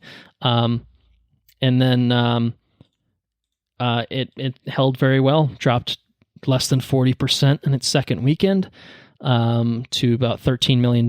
So it's about $70 million domestically, and then $31 million take internationally has taken it over the $100 million mark, which is really good. I mean, it's only a couple of weeks into release. I wonder what the budget is on this movie. $50 million is the reported budget. $50 million. So, that's a wild success. Double its budget. I think it will be profitable. I think they learned their lesson from the Northman of don't give Eggers too much money, because that's probably a bad idea in terms of return on investment, in terms of, getting a fucking wild ass movie, you're going to succeed there. But yeah, this was probably a little bit more responsible spending, gothic, very, very rated R sort of thing. But yeah, I'm surprised that it's playing as well. I mean, one of the things that is kind of crazy to me is when it first opened, it was sharing premium formats with Sonic 3 and with Mufasa. So you found yourself in the position of having to watch this fucking movie in Dolby at what, like 9 o'clock, something like that? Yeah. It's it's like, all right. I mean, it's not a crazy movie to watch at 9 o'clock, but, it's pretty you've been chasing Bennett around all day. It's kind of a fucking tall task. Yeah, it might make you a little drowsy at points. So, and its second, I was in a position where I was going to watch it on like a 3 p.m. on a Wednesday in a regular theater. Like, I was going to watch it on New Year's Eve after work because we got out work early. I was going to watch it like 3 p.m. and I'm like, man, I don't want to watch this movie at 3 p.m. in a regular fucking. I want to go see it in Dolby. Cinema. I want to see it in Dolby, but the only Dolbys were playing at 10 o'clock, and it's like, well, if I see it on New Year's Eve, then it'll be midnight, literally while I'm watching this movie. Which is like, hey, there's worse ways to spend New Year's, but like, I don't know, man. And it's borderline, just like watching it at Christmas, right? And then kind of. And if I watch it on New Year's Day at 10 p.m., then I get home at 1 a.m. and I have to work the next day. It's like, it's fucked, man. And bizarrely enough, it actually expanded in premium formats in its second weekend. So they added a 6 p.m. or 6:30, as it turned out, Dolby showing, and that's what I went. I went on a Friday night to a 6:30 p.m. Dolby showing, and its second weekend, which was not an option for the first weekend, which is just kind of crazy. It's kind of bullshit. I wish I was presented the same option. Yeah, well, I guess, but you wouldn't have banked on that because you wouldn't think that that's how it's going to No, you think you miss it. Like, oh shit, there's only one showtime in Dolby, like opening week. And this is the movie where it's like, see it in Dolby in the first week because it's definitely not going to be in Dolby after that. Like, it's, that feels like this is a movie that's going to come and go very, very quietly. Yeah. People are like, oh, that weird fucking movie. But no, it's had some traction, which is really, really interesting to see. And I'll say this, my mom saw it. And she liked it. What? Like, okay. No way. She went with Jordan, and like I think, she probably would have never have gone on her own accord and watched it or anything like that. Like maybe they would have watched it in half a year because it's streaming on something. But like, I would never have recommended this movie to her. Like Anna didn't go see it with me. I think you saw it on your own. You didn't bring the wife. You didn't bring the baby. I'm not sure why. That's a little. And weird. I didn't bring anybody. I didn't even invite Steven. Yeah, you're just like, Steven wanted to watch it, and I was like, I didn't invite. I took my opportunity to go watch it, and I just fucking ran with it. But, that's the way that goes. Yeah, so I'm fascinated by the response to this. I'm really fascinated by the traction that it's had financially and critically, I guess, to some extent too, for a general audience. Like I think Eggers has been certainly a critical darling. This is only his fourth movie that he's made. For those listening, prior to this, he made The Witch, as it's sometimes known, as I call it anyway. The Lighthouse and The Northman was the last one we covered a couple of years ago, 2022. And then now, he's back with this. I'm gonna go fucking remake 100-year-old movie and see what happens. He's a Quentin Tarantino. He's a Guillermo del Toro. Yeah. No, he's absolutely interesting, fascinating filmmaker who clearly knows what the fuck he's doing. So yeah, doing very well. I don't know if you've been following any of the box office stuff, but I was kind of surprised. I imagine whenever you learn that news, if it's tonight or prior to that, it's pretty surprising. It's absolutely surprising. I'm not mad, to be clear. No, but yeah, I'm not. How was your theater when you went and saw it? Was it full? Pretty full theater, second weekend, very respectful audience. I got, I think it was just one person. One person laughed, like when, written for the screen and directed by Robert Eggers went up on the screen. And I think it was more just I don't know what to do reaction more than like, oh, this is funny or, silly or something like that. I would think it was just like a nervous laughter almost. Uncomfortable laughter, like I have to fill this silence with some noise to make myself feel better. I don't know. And I saw someone on like Reddit said like something happened and like the same thing happened in their cinema too. So I think it's just like people are like, what the fuck? I think kind of reaction. What are you in for? Yeah, but it was pretty good. So how was your theater experience before we fully get into the movie? It was pretty full. I came in and I actually we went. I went and saw you Gladiator. Opening weekend, right? And like that would have been Friday night of opening week, right? For you when you went? Yeah, for sure. I went and I got a coupon for a free movie because Gladiator's blown speaker, and that's what I used it on. And it was nice. They didn't charge me the difference or anything, and I fully expected I was going to have to pay for it. Oh yeah, you were able to use it for Dolby. Nice. Yeah. So yeah, that was cool. I got myself 2 Hopsecutioners, and I went Terrapin action, huh? Yeah, and I went in the movie, and it was pretty packed. It's pretty full. Yeah, I got there remarkably early. I was there very early. I got to my showing before the proper trailers. I was still in the AMC pre-show. Yeah, with what's her face. I can't remember her name. Oh, Danielle. I don't know if I was there that early, but it was still like showing ads before the actual proper trailers. So I was just like, I can't remember the last time this happened. Yeah, no, I was there pretty early. I was there so early, in fact, that I went back to my car and sat in my car for a little while. I was there 30 minutes before I was there 30 minutes before they let me sit in the movie theater, so I was there really early. But anyways, I was pumped. I was real excited about it. You were highly anticipating this movie. Robert Eggers doing a fucking vampire. Yeah, yeah, dude. I was there. I was 100% there for it. Do you have familiarity with the 22, original Nosferatu, A Symphony of Horror? No. I mean, I have passing familiarity with Dracula. Seen a Bram Stoker's Dracula, and I know directed by Francis Ford Coppola. I know about the silent film of Nosferatu. Right. Okay, so you're familiar with it, but maybe haven't really. I never watched sat down and watched the damn thing. Yeah, that's fair. I know it's got some like Jewish stuff. Like it's been I think criticized. I think of being like an anti-Jewish film. I think, is that right? The original Silence film. It's a German film, though, right? It's a German movie. It is German, yeah. German 22. Yeah, it's. I don't know if it's a conspiracy thing or if it's like a proper thing. I don't know, but I've heard that. No, before. I mean, I'm seeing it as a critique. I actually am not super familiar with it as a critique, but I am seeing a section on the Wikipedia that definitely leans into that. So yes, that is maybe a thing. That's definitely a thing that has been said. Yeah, definitely. Yeah. So, but aside from those things, I am not. I wasn't aware that at some point Nosferatu became or loosely like intertwined with Dracula. You know what I mean? I didn't know that. I didn't know that was a thing. Yeah. I feel like the few times, like when we saw, a couple trailers that came out, it was just like, it feels like Dracula. Is this kind of Dracula? And I feel like I'd always look it up and be like, well, it's basically Dracula. And then watching this movie, it's like, no, it's just fucking Dracula. It's just Dracula. Yeah.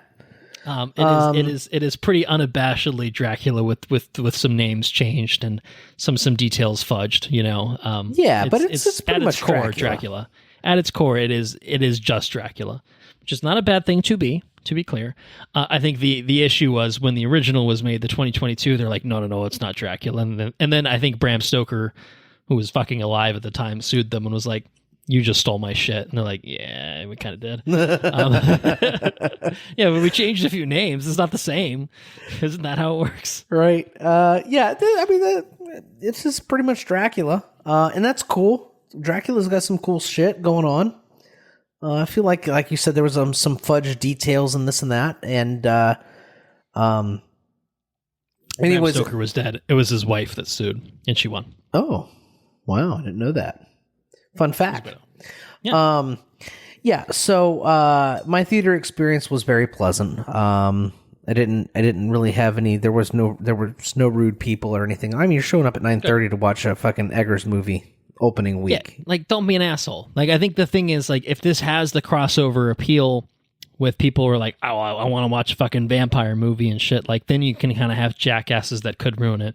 But I think people that, like, see the trailer for this, like, know Robert Eggers, like, showing up opening weekend, like, don't just show up because it's a horror vampire movie. Show up because it's a Robert Eggers fucking Nosferatu movie, like, and, like, give it the respect that it deserves. It doesn't mean that it's going to be amazing or you're gonna love it, but, like, I don't know, man, like, don't be an asshole. One cool thing about being I was front row, but not front row, you know what I mean, like the front, like the first, like before the handicap not in the seats. front section. Yeah, I gotcha. And I think that's like row D. I think I try to memorize the rows because some of the seats are really good.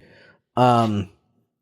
Anyways, and I was so early, I could watch everybody come in, and you can, like, I knew before the movie started that I was in good company. You know what I'm saying? Yeah, you could just tell.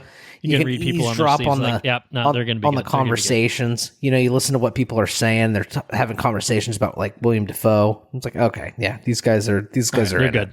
You passed the test. Yeah. So it was good. It was a good crowd. I liked it. Good. All right.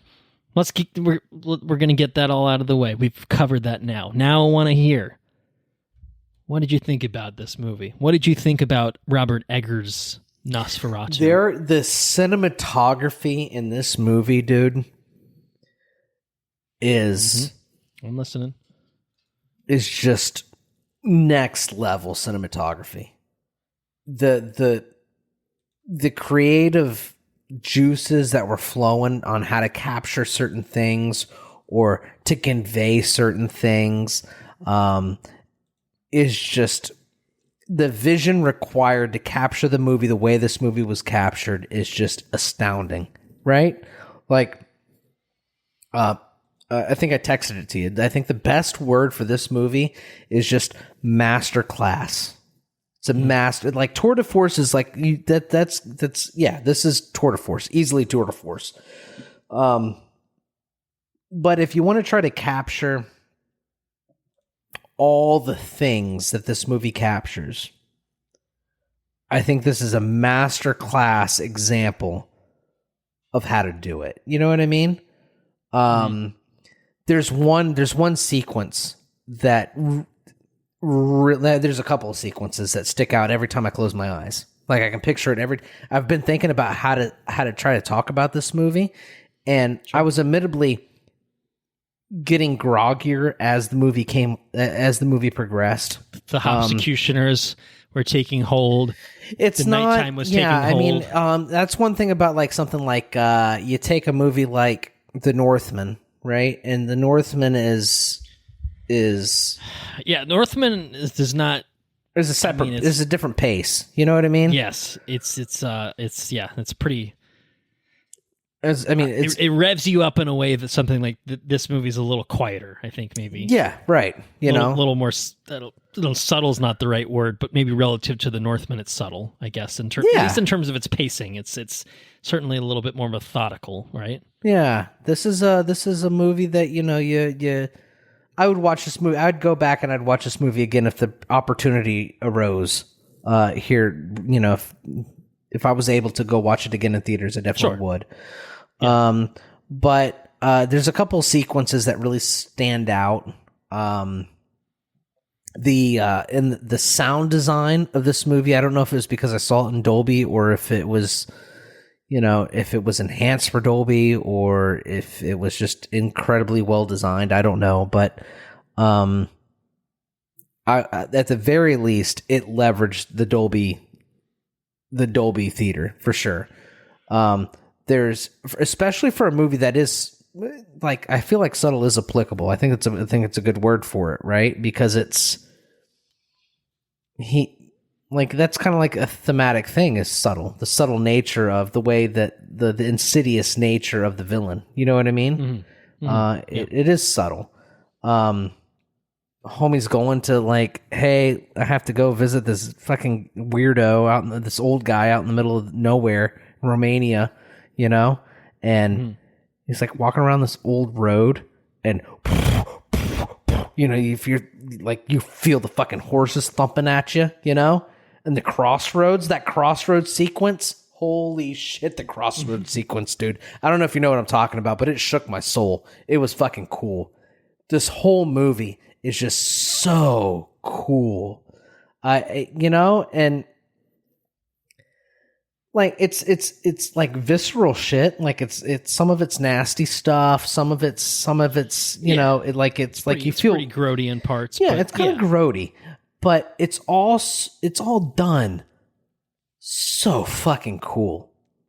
Like it's just swagger. This movie just drips swagger, dude, all the way through. All the way through. Eggers touch, man. It's the Eggers touch. Yeah, man. It's just there's every chef's kiss. All of it's chef's kiss.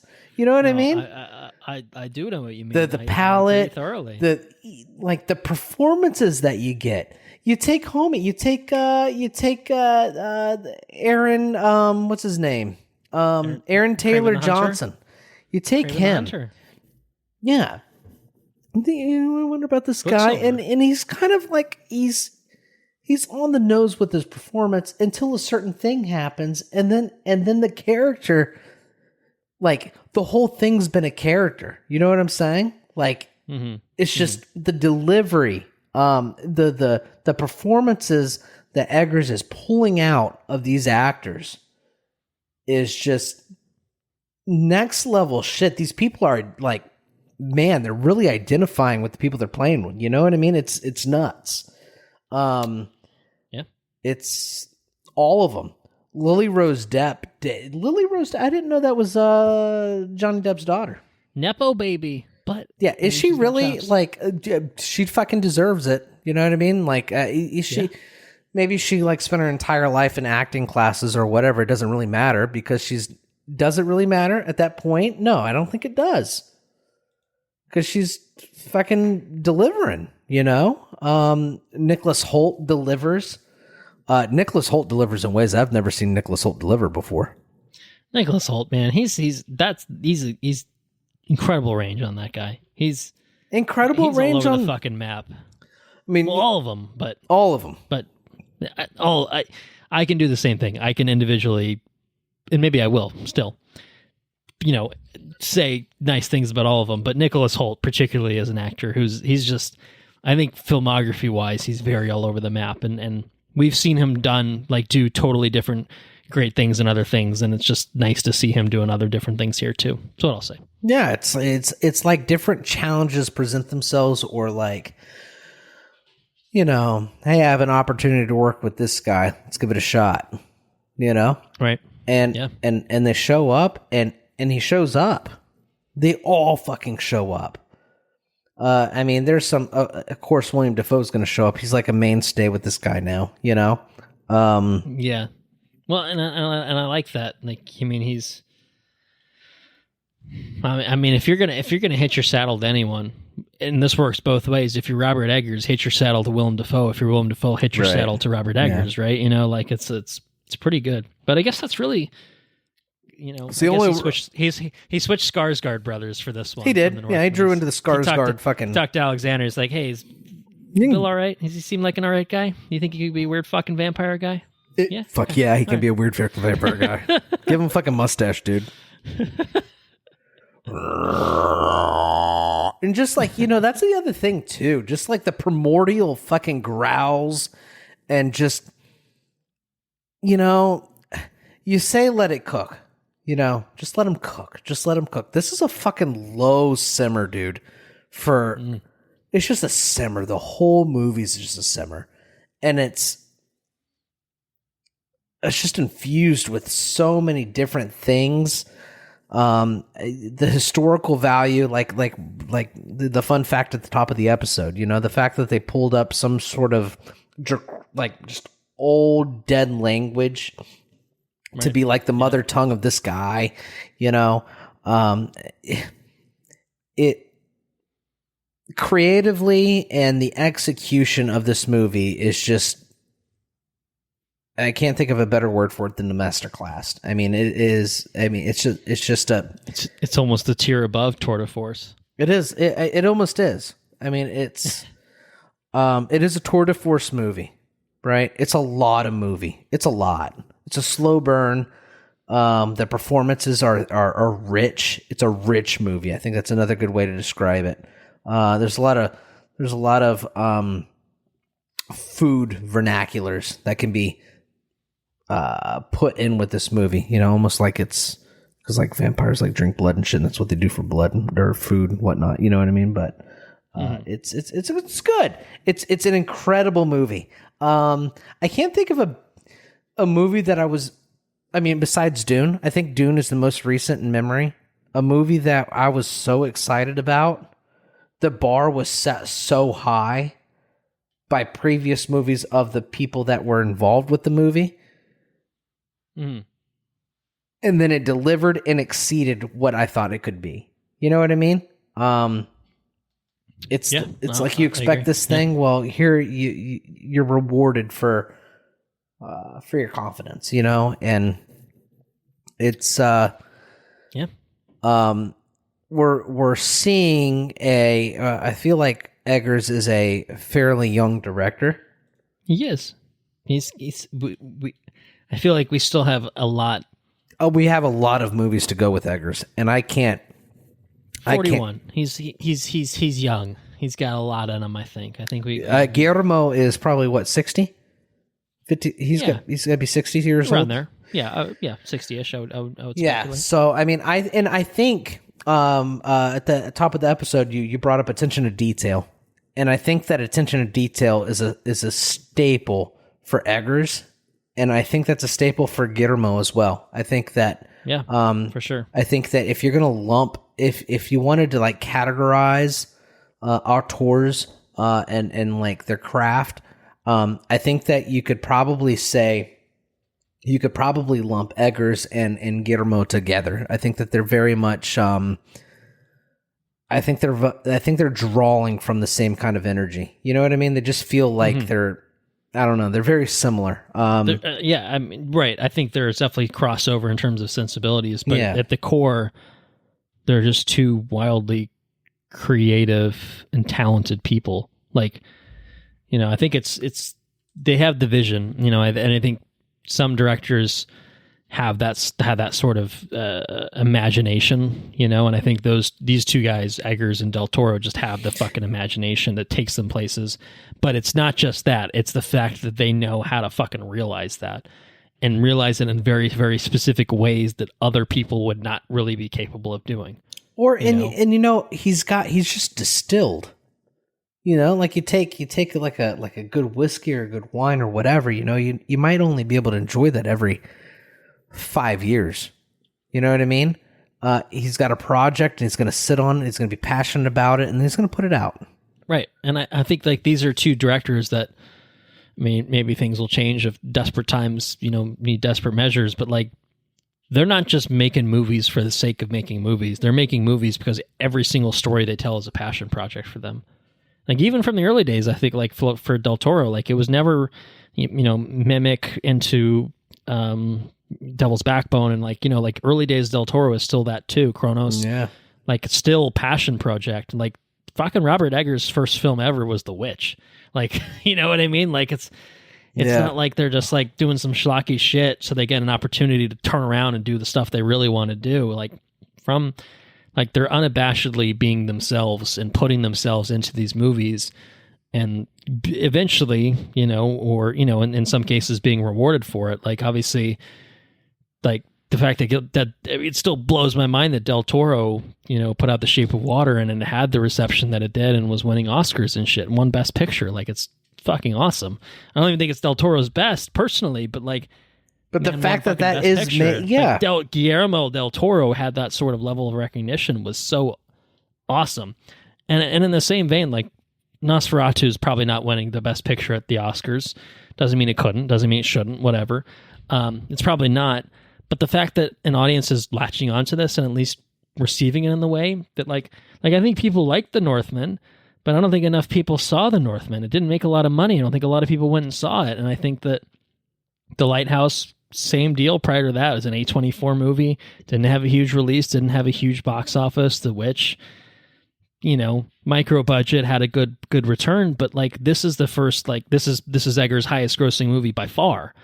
And it's you know, if you look at his filmography, I don't know that it's necessarily the most mainstream either. I think Northman's probably, I don't know. None of them are super mainstream, I wouldn't think. No, either. it's hard. It's hard to pin one. I can tell you which one's the least mainstream out of all of them. It's the Lighthouse. The Lighthouse. The Lighthouse is the least mainstream. That's the one I would recommend the least. You know, but in certain audiences, you know what I mean? Right. Yeah. You gotta know. Right. You gotta know. You gotta know who you're talking to. Anyway, I don't know. I mean, yeah, it's just bottom line is Eggers is a super fucking talented dude, and he is not someone that is not going to put all of himself into a project that he's making. And you have to appreciate that much. You have to. Absolutely. You have. Yeah, I respect the hell out of it because you don't. Again, like you see, I mean, because of the nature of the business, you get a lot of people who will take a paycheck, and show up, you know, and do what they can, and they'll make it work, and you know, do what they can, and they'll turn around and be like, well, because I did this, one for them, one for me, you know, like that's kind of pretty common to see. Or you know, you have people that like, I don't know, just put out a stinker here and there. Like Spielberg's obviously an incredible director, but like, I don't know, man, is Ready Player One like the best movie you've ever seen? Like Spielberg's finest effort? No. Is Ridley Scott's Gladiator 2 the best fucking thing you've ever seen? No, Ridley Scott puts out shit pretty frequently. He's occasionally capable of greatness, maybe more capable when he wasn't a senile old man, but even in his senility, he's been capable. The Last Duel and Martian and probably some other things. But then every so often, and then you get pretentious assholes like Quentin Tarantino who says, "I will only make 8 films or 9 films or whatever." Yeah, you know what I mean? it's like a fine line. Like Eggers, he's Tarantino in some ways, but he's not. He doesn't seem to have a stick up his ass in the same way that Tarantino did. Like Tarantino is hoity-toity about these sorts of things. Like so is we were praising what's his face. Well, Nolan has a stick up his ass for sure too. I don't know if that's what you're talking about. Yeah, Christopher Nolan, but Christopher Nolan. Yeah, like for sure. And like I don't know. It's really interesting to see Eggers and like the behind the scenes or just like interviews and stuff. He seems pretty down to earth and like it has a pretty. He just seems like a dude. I don't know how else to say it, but he just seems like a dude. And it's crazy because he's putting out shit like The Witch, The Lighthouse, and The Northman, and Nosferatu, but I can't, he doesn't seem like a weird fuck. You know what I mean? Like Quentin Tarantino is a very talented director, but he's a weird fucking guy, right? Christopher Nolan is not a weird guy, but he's seems like a proper British lad, and he's got like a little bit, yeah, a little bit for sure, and that's okay if you make good shit and your head's up your ass. I guess it's just ego. I don't know, but Eggers just seems to be like, I don't know, man. Like I don't know if it's just that his sensibilities just tie in, like kind of the same. Guillermo does not seem like Del Toro. Del Toro's very level-headed, and just like I don't know, like just personality wise, right? He and Del Toro just kind of like. They just make interesting shit every time they bring something to the screen. It's fucking interesting at a minimum, Doesn't matter what it is. You're gonna like something better than another thing, but he's gonna give you something to chew on, and that's what we got with Nosferatu here. I mean, visually stunning. The score, performances are stunning. The score is stunning. The story, the color palette, the color palette is so. I will say, I saw this in Dolby. I think I would be mad seeing this anything that wasn't Dolby because there are parts where the blacks are so deep that I'm like, honestly, this is a little bit of a like. If you watch this at home, this is like a if you're listening to this OLED in only 2025 or whatever, like fucking hell, like I'm sorry, but you are not going to have the same experience as you would seeing it in a theater. It's going to be a Game of Thrones situation, calibrated correctly. Yeah, for sure. Like I think that. And I think it sucks because I do think it could impact your viewing experience because there's parts of this that are so fucking dark that it really needs to be viewed in the right sort of way. And if you have a lamp on in the corner, like it's going to fuck up your viewing experience. And, and so when I rewatch this with Anna, I'm not going to be as mad about it because she's very going to deliberately want to have lights on because that's the only way she's going to, watch it. But it's not really scary.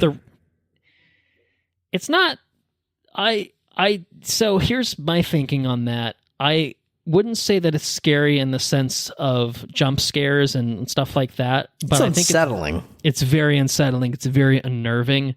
And I think that Count Orlok as a character is just fucking pure evil, man. Like, I think, I think he's one of the most menacing, terrifying villains that I've seen in anything in a long while. Like, I mean, evil truly, incarnate. Is that what you'd say?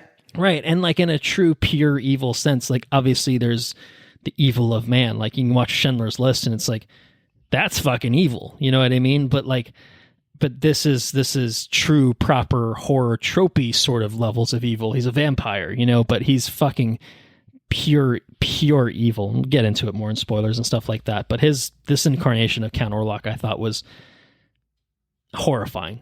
Just truly horrifying. Just a truly horrifying presence that every time he was on screen was uncomfortable and unsettling and in like the best horror sort of way possible, I should say. Like Bill Skarsgård, he disappeared in this. He disappeared in this role. I did not. I compared it to Anna. When you watch Colin Farrell as the Penguin, you don't see, like, you're like looking like, where's Colin Farrell in there? I can't find him in there anywhere. I can't find Bill Skarsgård weird, in this. Like fucking Russian guy with the mustache.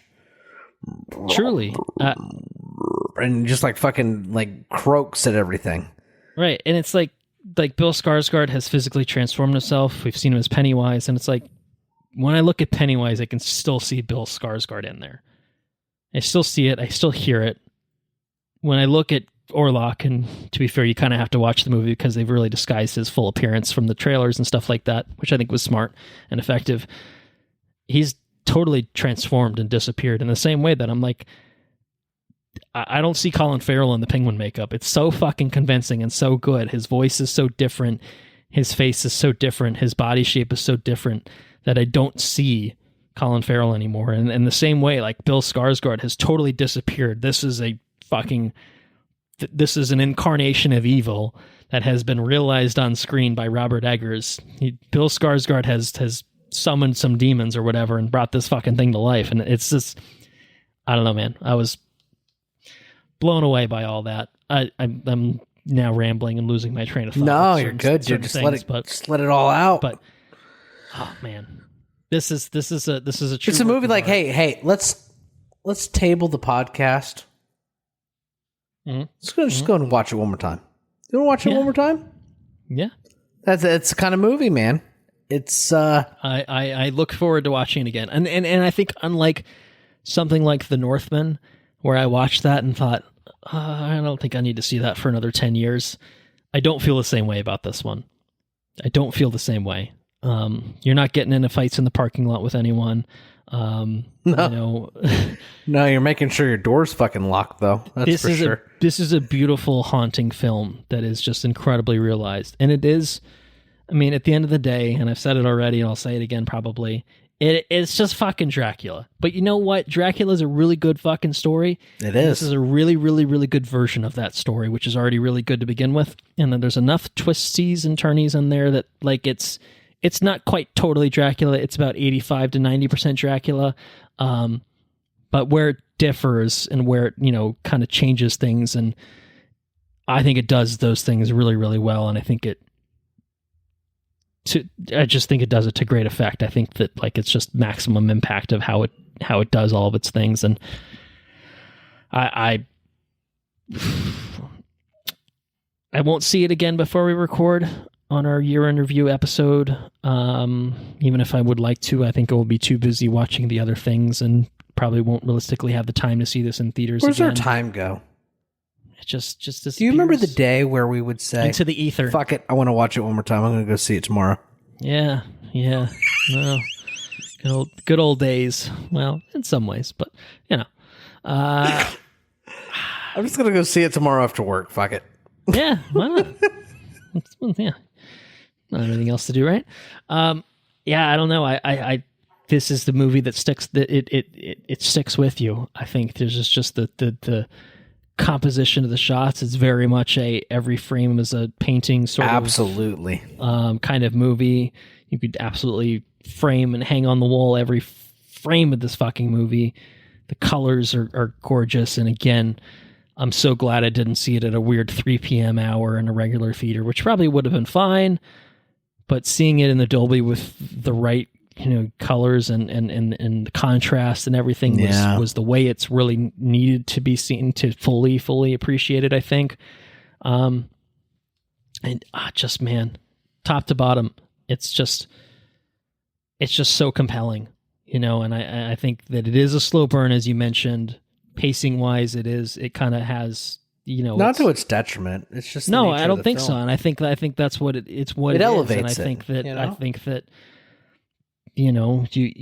the first, little bit until you like the intrigue is kind of gradually revealed to you, and there's a point where it really kind of hits the ground running, but it does take a little bit of time to get to that point.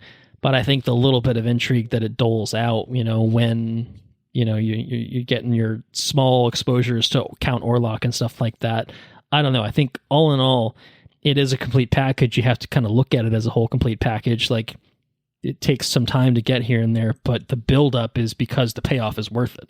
Like, you have to invest in it, and it rewards you, I guess, for that investment. So, yeah, and top to bottom, just thought it was absolutely fantastic, riveting, captivating, beautiful, horrifying, haunting, all of the above.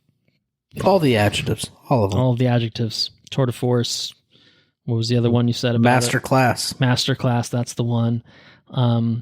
So, yeah, I've sung the praises of Bill Skarsgård. I think the cast is very good overall, but my hat is off to Lily Rose Depp. I was not familiar with your game. No, not at all. No. Out of nowhere. She's come a long way from Yoga Hosers with Kevin Smith hanging out. Oh, yeah, okay. Harley Quinn, Smith, and that movie is dog shit. But it's like, she made it when she was a kid, kind of thing. And I don't know. I think she was in The Idol, which is the HBO show, I think a couple of years ago, which was notoriously very bad. Not that she was bad in it, but the show itself was, I think, very bad. It's the one with The Weeknd in it. I didn't expect this. Like, this was a role that was originally going to be Anya Taylor-Joy, and I felt like... And she would have been good in it. She would have been very good, and then when she was replaced by Lily Rose Depp, I'm like, that feels like a downgrade. But I think Eggers was basically said, like, Depp's audition, like, brought him to tears, and I'm like, oh, I get it. Now I know why. Like, she's good. She does things with her face. Scary things with her face. But she's incredible. Huge range. This is a very difficult character, I think, to play. A lot going on there. And she fucking absolutely crushed it. She nailed it. Very, very impressive. I guess there's an acting gene. But just put it all out there, Great fucking cast. Eggers is the kind of director that pulls everything out of his actors, and man, just hats off to Eggers. Writing, directing. I mean, obviously, I know that this is probably not the biggest stretch of his writing talents in the sense that it's an adaptation, which is already an adaptation of something, but I think but it fucking matters. I think that he still infused it with a lot of depth that it didn't necessarily have. I think my frame of reference for Dracula stuff is Bram Stoker's Dracula, the Coppola one, Horny Dracula, as it's sometimes known, with Gary Oldman. And you can see the similarities and crossover, but there ain't no Keanu Reeves bullshit accent in this. There's not. There's definitely a little bit more artistic value, I think, lent here. Whereas that one has some incredible visual effects, some great stuff in it. Don't get me wrong. For the time, it still holds up in some ways. But this one, hey, chef's kiss. I guess I'll steal that from you too. Chef's kiss. So, hats off to you, Robert Eggers. You son of a bitch. You fucking nailed it. You fucking nailed it. Not that we didn't expect you would, but you did. So here it goes. So let's move on maybe to recommendation if you're ready. I'm good. We'll keep it going. So recommendation. Where do you stand on Nosferatu? I'm sure this will be really, really hard. Maybe we can do this pretty quicker, actually. Would you recommend people see this in theaters?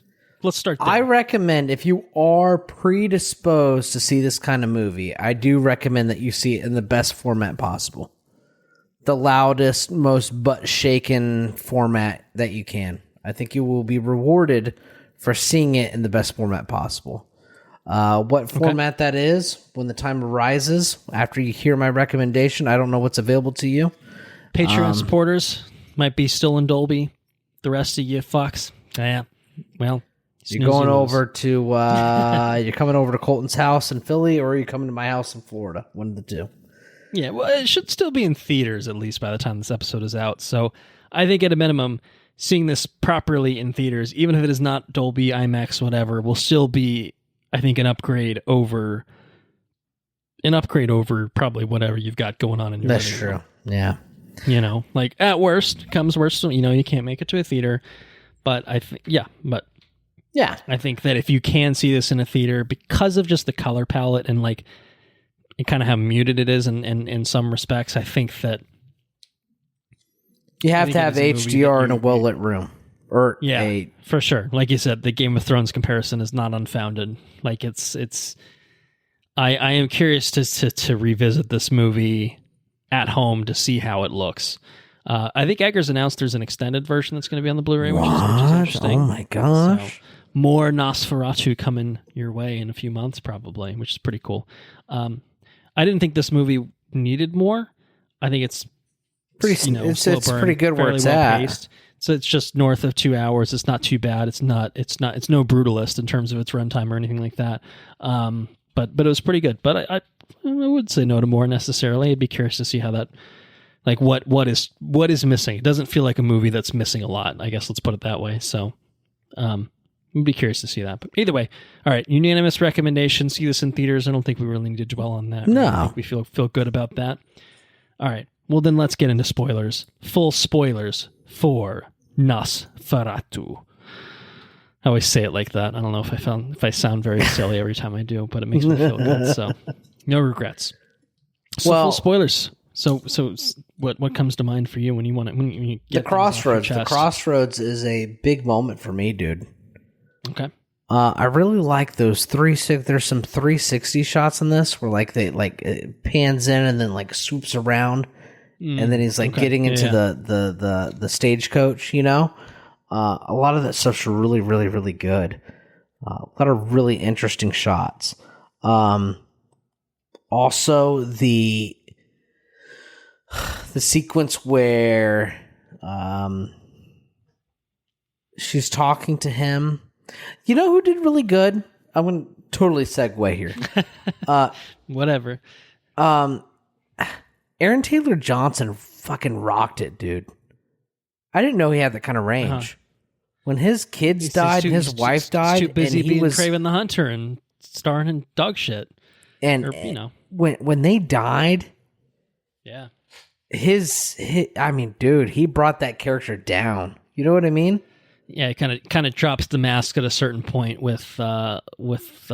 He's an aristocrat, and he's hey, he's kind of showboaty and showboaty, and then his family's fucking dead, and his world's fucking turned upside down. Devastated. Yeah, he's inconsolable. He's just dissociating, probably detached from.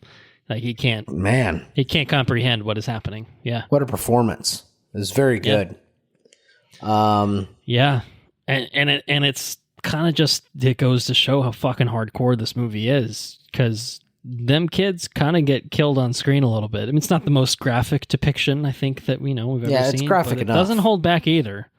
Totally. I mean, there's a lot of sound choices that are made. A lot of juicy sound effects. Sound design. There's a lot of sort of. It's pretty fucked, for sure. If anyone heard the Scooby-Doo in the background, that was me scaring the shit out of my dog. He's not a fan of Count Orlok and his blood-sucking skills, apparently. But yeah, no. Anytime blood is being drained, it's not pleasant. It's pretty visceral. Yeah. You also had that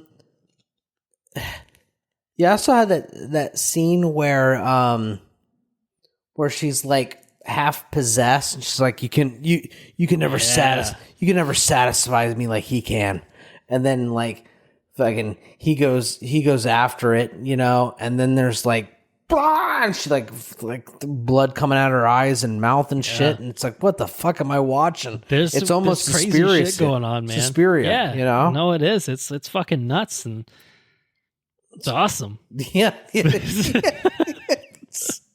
It's awesome how batshit and bonkers and out there and fucking balls to the wall it gets. It goes for it and succeeds with flying colors of just how far it goes with it. And the way that, Lily Rose Depp, just manic to fucking, I don't know, that character is a woman who has gone through a lot.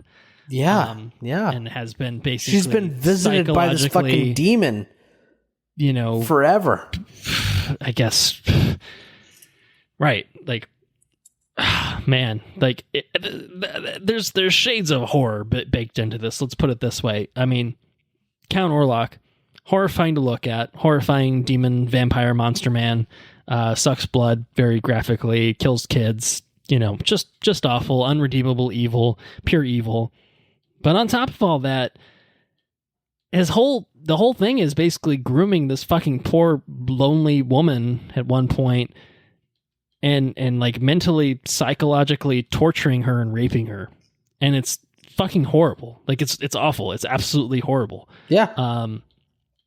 And it's, you know, like since she was like a teenager, since she was old enough to have preying upon her, you know, in kind of this moment of desperation where, you know, she feels this loneliness, and then there's this sort of allure of who is this, you know, mysterious person who makes me feel the happiest I've ever been, but in reality is just this soul-sucking fucking demon. Like, and then horrible, society horrible continues to shit on her the entire time. And that's the thing, is because this movie is set in fucking 1838 Germany, there's no sort of fucking, you know, anything to give her, you know, everybody thinks she's just fucking a Looney Tune. Everyone thinks she's nuts. Yeah, exactly. And so, yeah, stick her in the loony bin, or like, you know, fucking bind her, or sedate her to the point where she's just fucking drooling and can't do like, it's horrible, awful shit.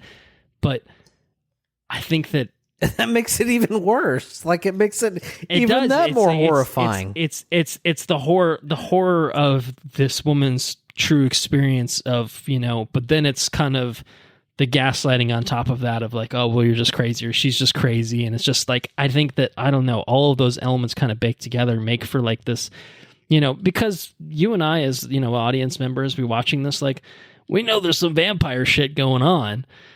So, you know, and seeing it kind of play out this way, it's really, truly heinous and awful. And I don't think it's played in a way that, like, to be clear, I don't think it's played in a way that it's like torture porn or anything like that. I mean, maybe I'm describing it in a way. I think it's a little bit more nuanced than that. I think that's below what Robert Eggers is capable of. I think he's delivering it in a way that is not shying away from the horror, but demonstrating the horror and, you know, and accentuating the horror because of, you know, the people around her. Like, it's not just the fact that, oh, there's this big monster man that's preying upon her. It's the fact that she is living in a time around people who don't truly understand her plight and can't understand her plight. For sure. Either won't understand her plight or, you know, actively refuse to to understand her plight, until Willem Dafoe is just like, yeah, that's a fucking vampire, man. But even Willem Dafoe, you know, Mr. sort of Van Helsing himself, but not really, because, you know, we didn't bait this. This is not Dracula. He's,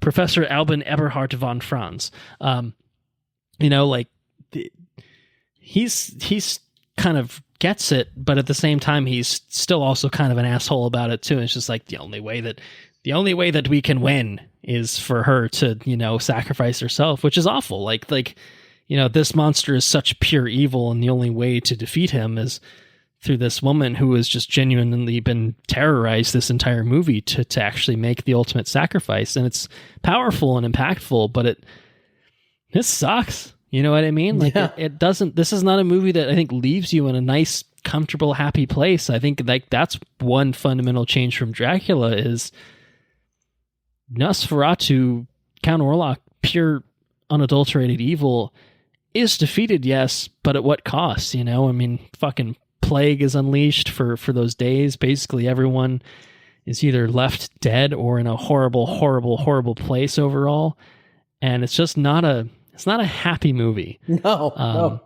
It's not a happy movie. I don't think any of Eggers' movies are happy movies. No, right. Of course they're not. And like Northman obviously is fucking heavy and harrowing films. Harrowing experience. I have to admit my current shame and say that I haven't seen The Lighthouse still, but I can say The Witch is not a happy film either. Like, I don't think Robert Eggers is someone that is just like, I am happy. I am most happy when people are sad and crying and upset at my film. Like, I don't think he's that kind of personality, but I think he's just kind of telling these human tales of just fucked up shit, which is true to life, you know, of not everyone gets a happy ending. A lot of people don't get happy endings. And like, this is just kind of the fucked up nature of life, humans, you know, that sort of thing. And so I think that like it's kind of touching in like the sense that like she's willing to make this ultimate sacrifice to at least save the city, you know, from this horrendous plague that's been released upon them by the Count. But it's very sad at the same time. And it's not Like it so just feels I she's woke gone up through right too at the much. end there. Just, man. Oh, you woke up. Okay. I woke up right as like she had been mounted by Orlok. I don't know how Orlok became, like how he came to be on top of her at the end. Okay. But the sun was rising and you know, he was dead. It didn't work out well for him. Yeah. So I don't know how that arrived. I don't know how that happened. All right. Well, we need to unpack this whole statement you've just made. Is that a trap? Recall where you may have dozed off. There was talk about how the vampire needed to be he needed to be back in the dirt that he had been buried in, right? Okay. Yes. So they hatched this plan, Willem Dafoe, Nicholas Hoult, and Ralph Ineson, the doctor. Okay. To go and slay Count Orlok because they know where he's now in this new manor that he bought in Germany, and so they're going to go slay him in his coffin, and so they go to slay him in the coffin, and then they pull the coffin lid off, and then they stab through the body, and it turns out it's not actually Count Orlok there, but it's actually Knock, who is the Renfield kind of equivalent. Okay, the guy that's lost his mind.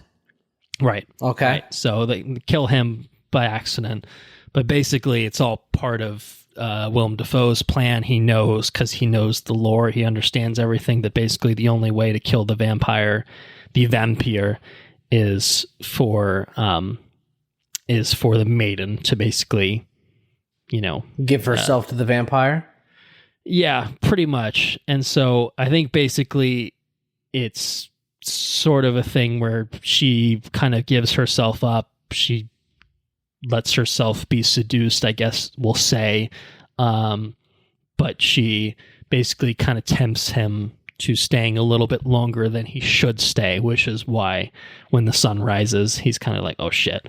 And then that kind of leads to his Does he say anything demise. significant or anything before he dies? Not that I recall, but I could be wrong. I don't specifically recall him saying anything. I think it's so more he's just like so fucking hungry it's like and a horny look. that he just...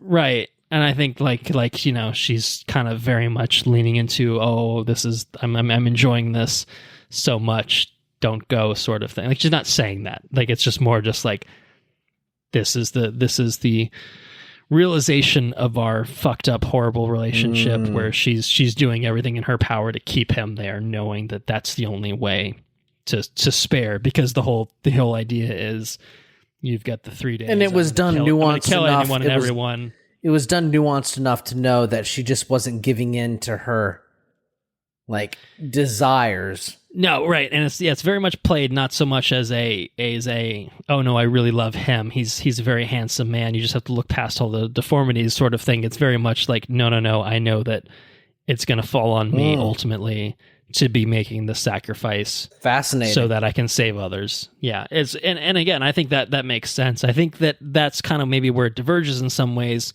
from other adaptations of or just Dracula itself, where I feel like there is kind of this idea that, I don't know, maybe Dracula is a little bit sexy. You know what I mean? I don't think that's ever really the case here. I think Orlok is always a horrible, demented demon monster. And there's no question about that. There's never a point where there's some sort of redemptive value or that there's some sanctity or purity to the relationship. No. He's just an awful, awful groomer. Or that the woman is just time. fucking evil for being horny either. Right, exactly. I don't think that's really present here. I think it is very much played as a sacrificial, like, this is what I must do. Like, it falls on me. This is how it has to happen in order to save others. At least that's the way I read it. Very much, and it's kind of this obvious. I mean, I guess you technically saw the tail end of, it's her giving the ultimate sacrifice, her life, and it's awful because this is a woman who's been through so much trauma and doesn't deserve that, but because of this fucked up world we are experiencing in this, like it falls on her to basically be the one to really put a stop to all of it, and it's not.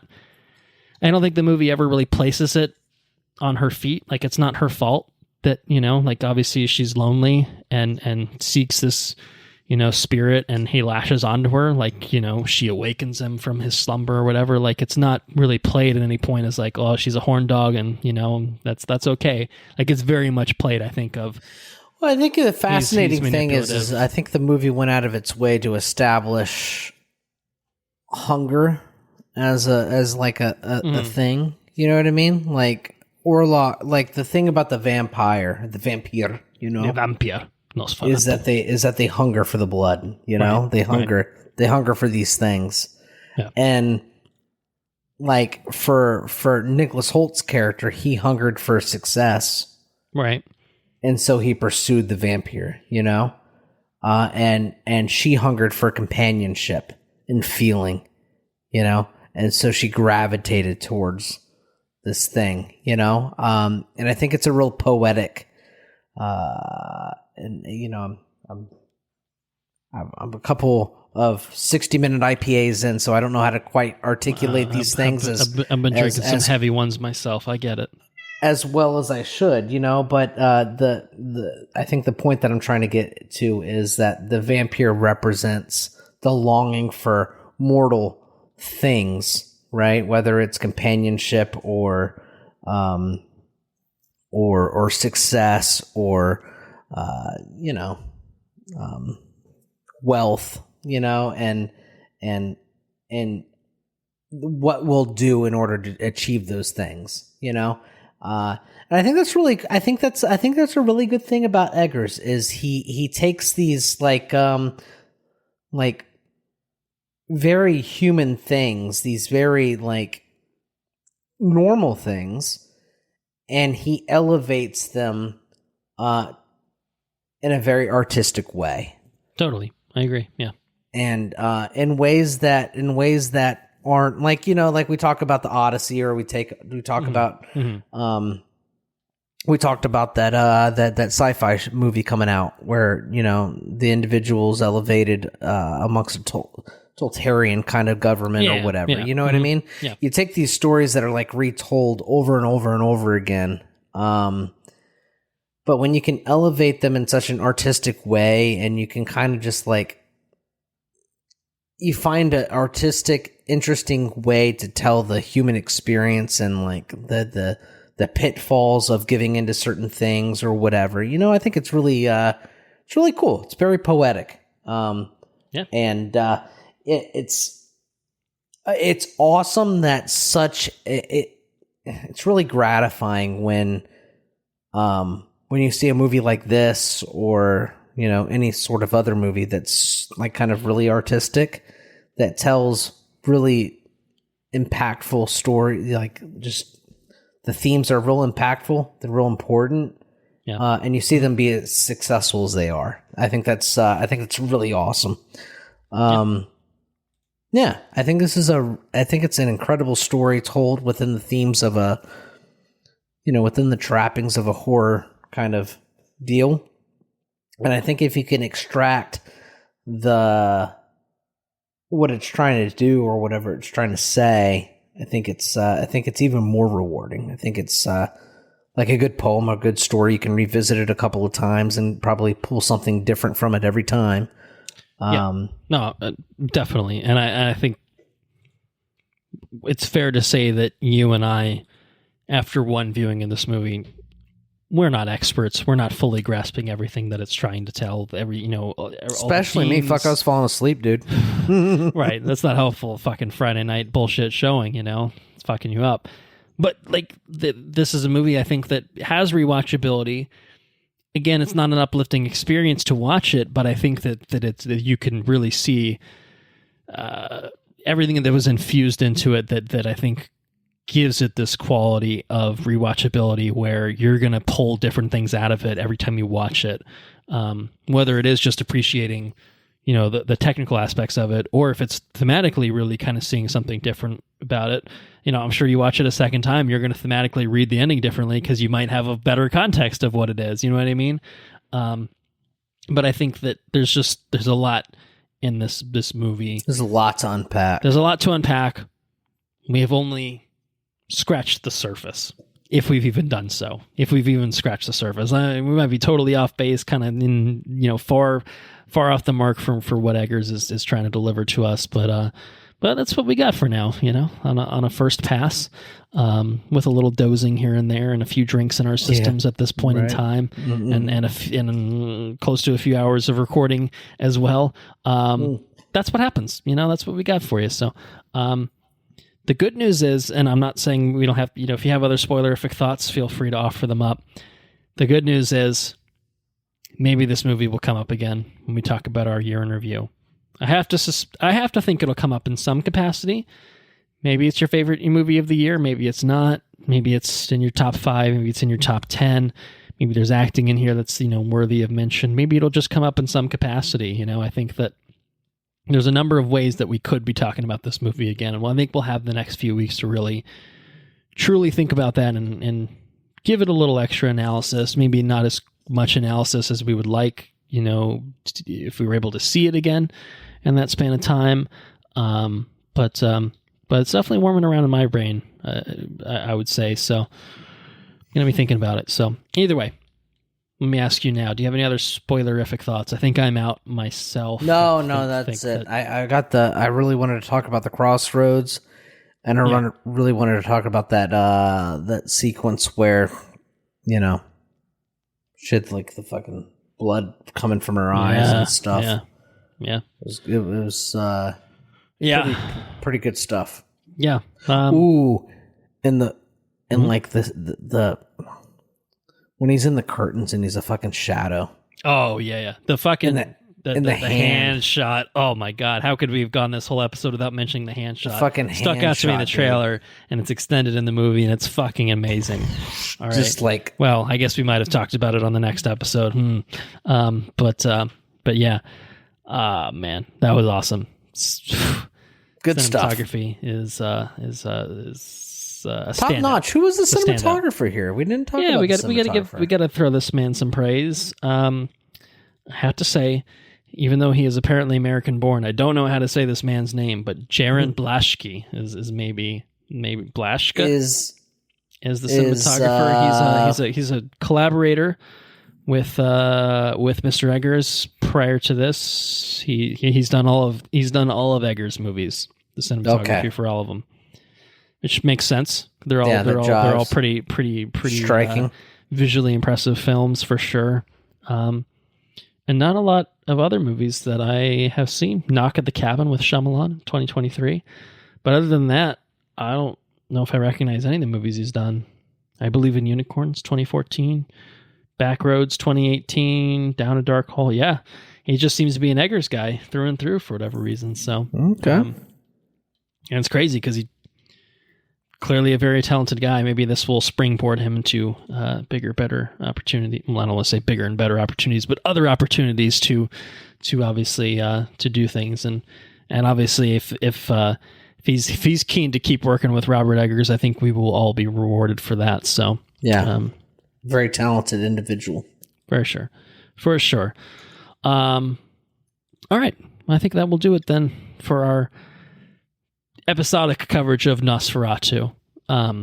Maybe some further coverage of Nosferatu will be coming down the pipeline when we do our year in review, but we've got some other movies to watch, some things to think about, and then we'll revisit things, maybe have some other things that we forgot to say on this episode come to mind later, but maybe not, maybe that's just it, and that's all you get, so we'll see.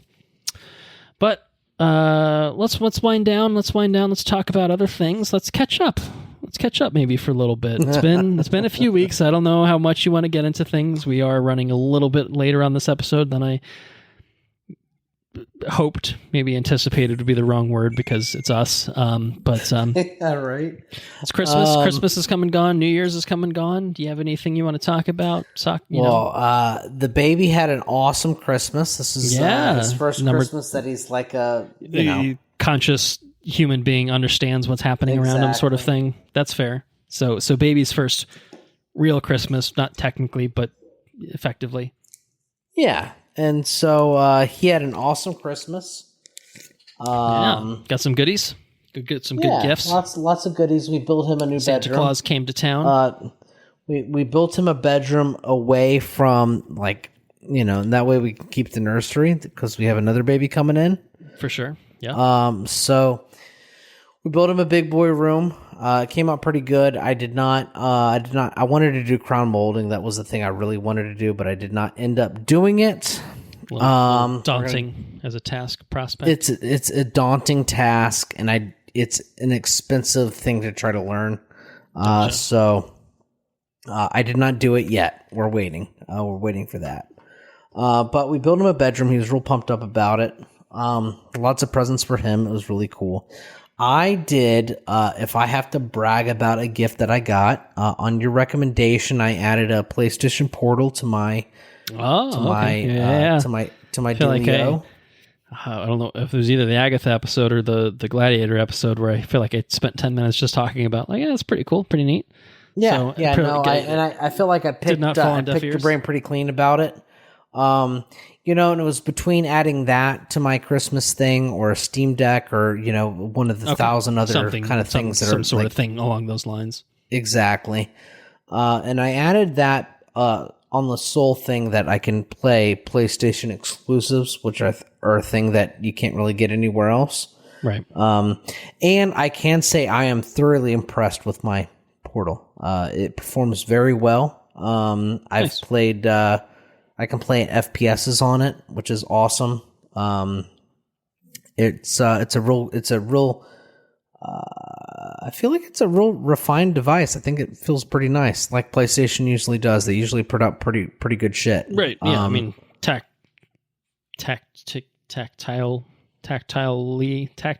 Yeah. Yeah. It feels good. Yeah. It doesn't feel like a cheap piece of shit. Yeah. Like it looks nice. It feels nice. It runs well. Looks nice. Yeah. It does everything pretty well. It does a good job. So I'm really impressed with it. I'm glad that I did that. Even over some of the CP, like the PC shit that you can get, right? I feel pretty good about the PlayStation one.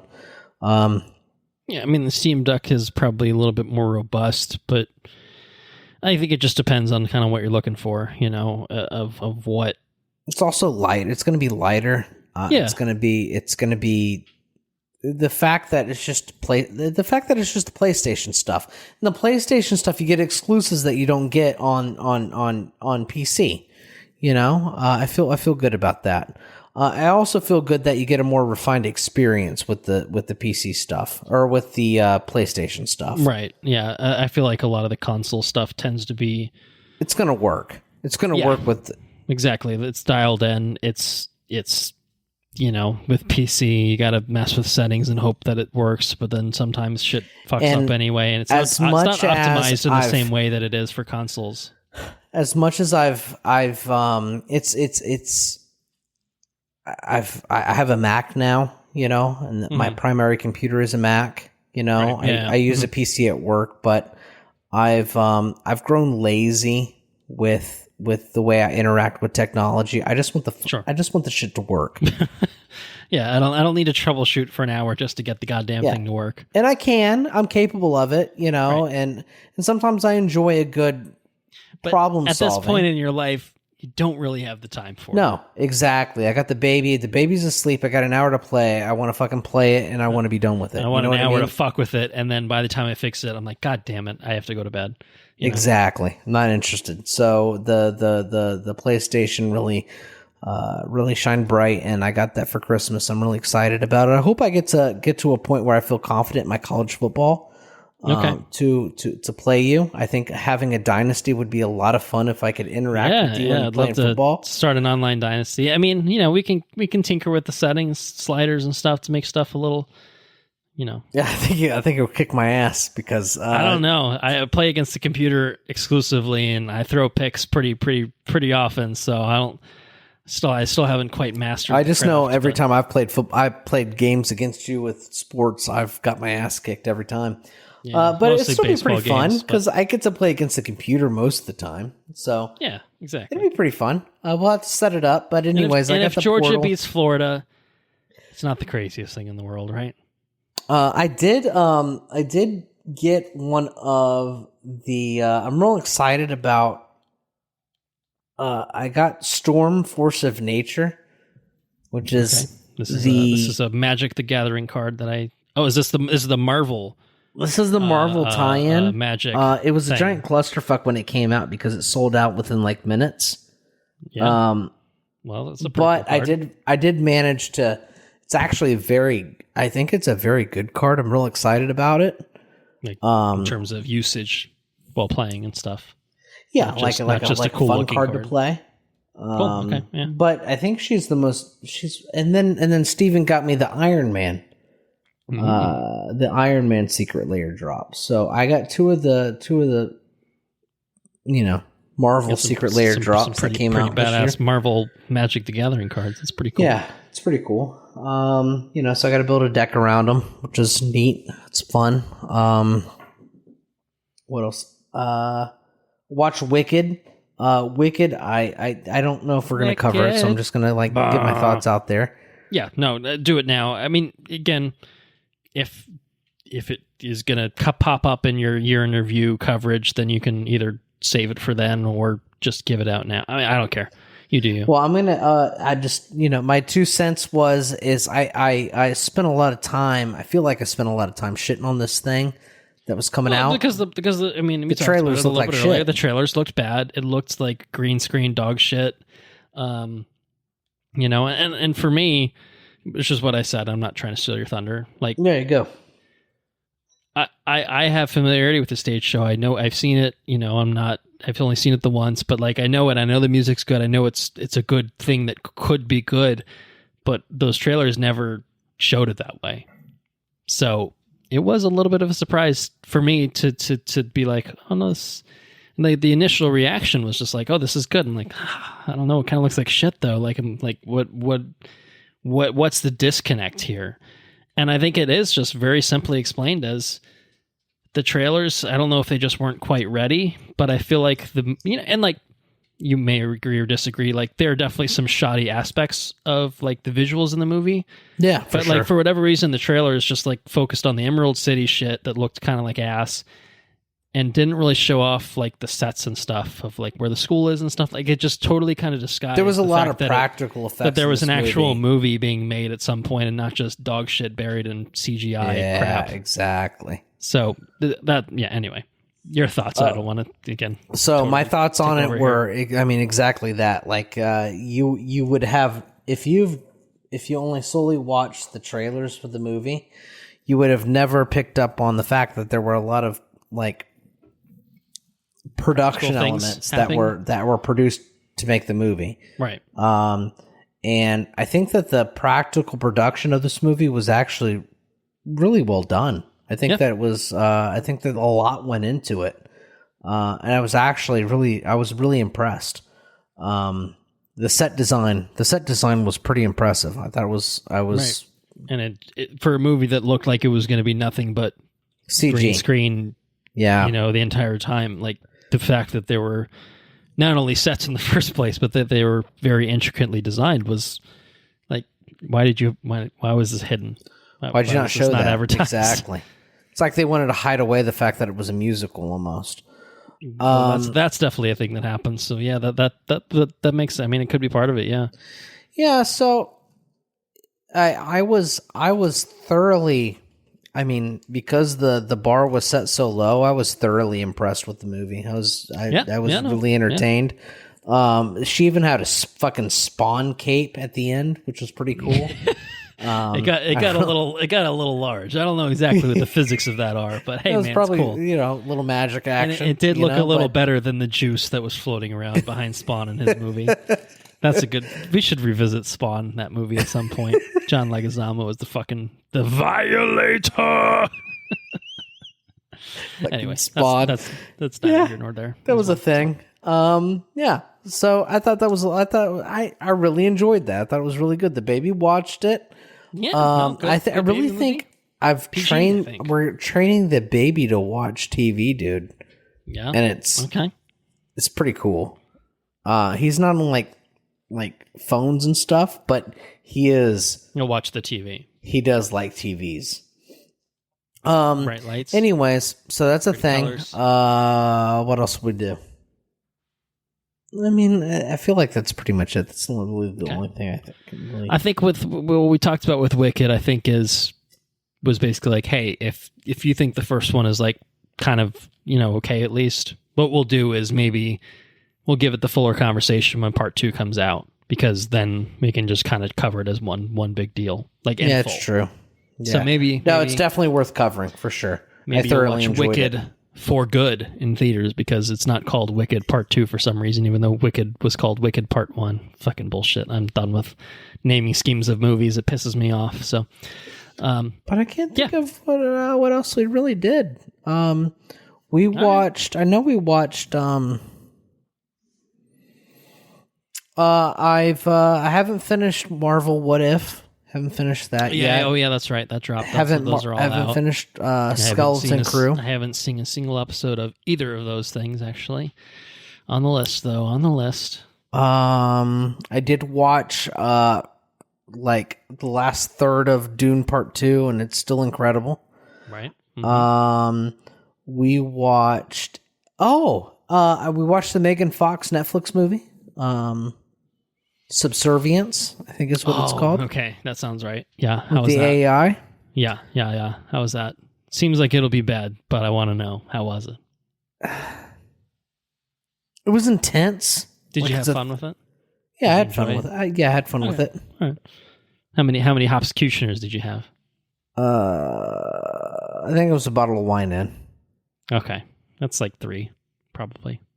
Yeah, it was pretty good. It was pretty good. Like it was pretty fine. Like it was. Okay. It's like a less thoughtful.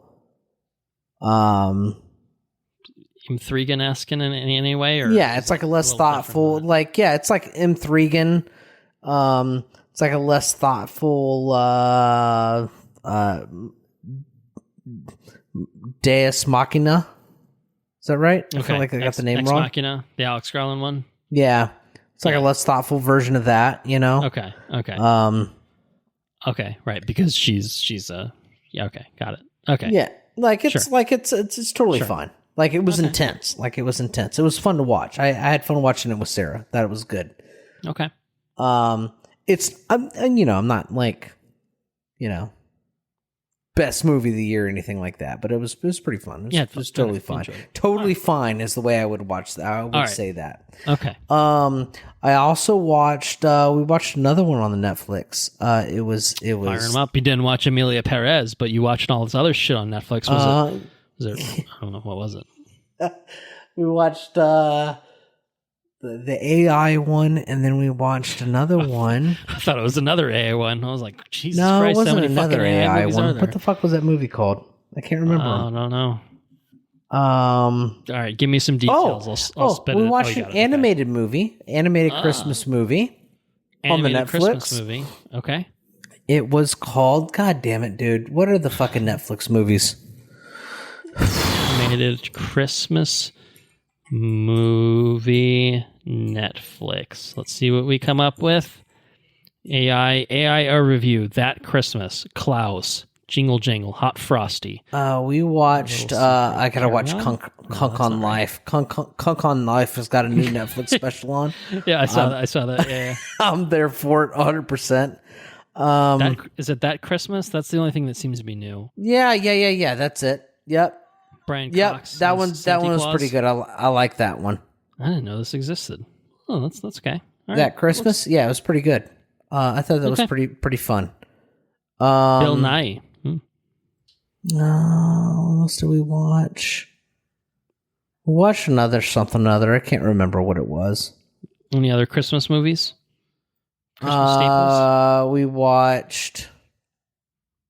Get it on Netflix.com because it's just got like. I asked because that'll be the first thing on my list is all the fucking Christmas movies we watched. We watched a boatload this year, so. Christmas movies. We watched That Christmas. That one was pretty good. I can't really remember.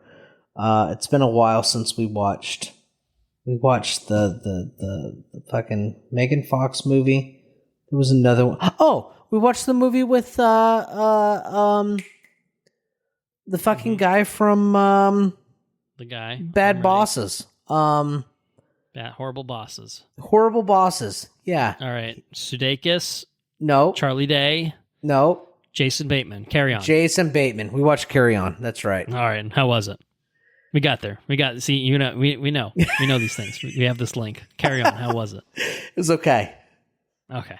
All right. Great. It was intense. Sarah did not like Netflix it because it made her heart beat really fast. It was real intense. I was like, "Oh, baby, that's a thriller. That's what that's called. It's called a thriller." Don't send her to Nosferatu. That's for sure. Yeah, she didn't like that. I thought it was pretty. I thought it was. I didn't blow my socks off. It was a thriller.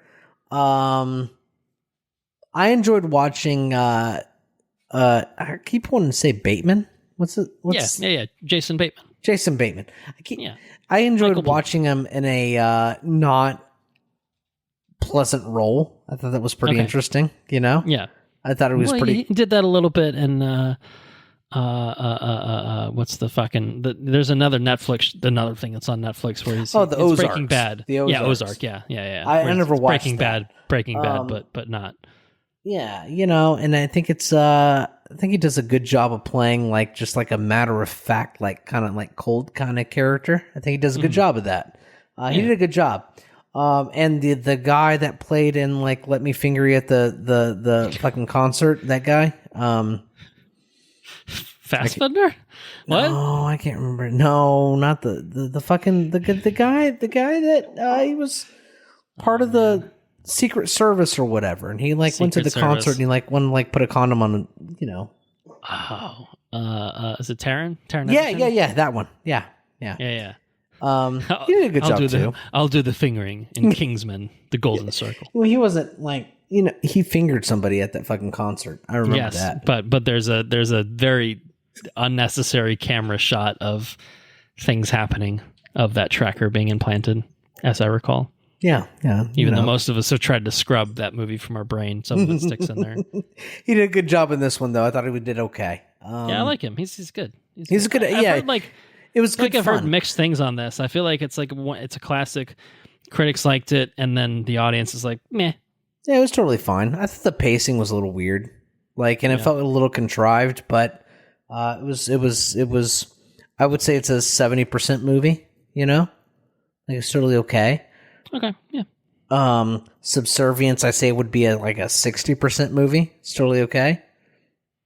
Okay. I felt like the acting was that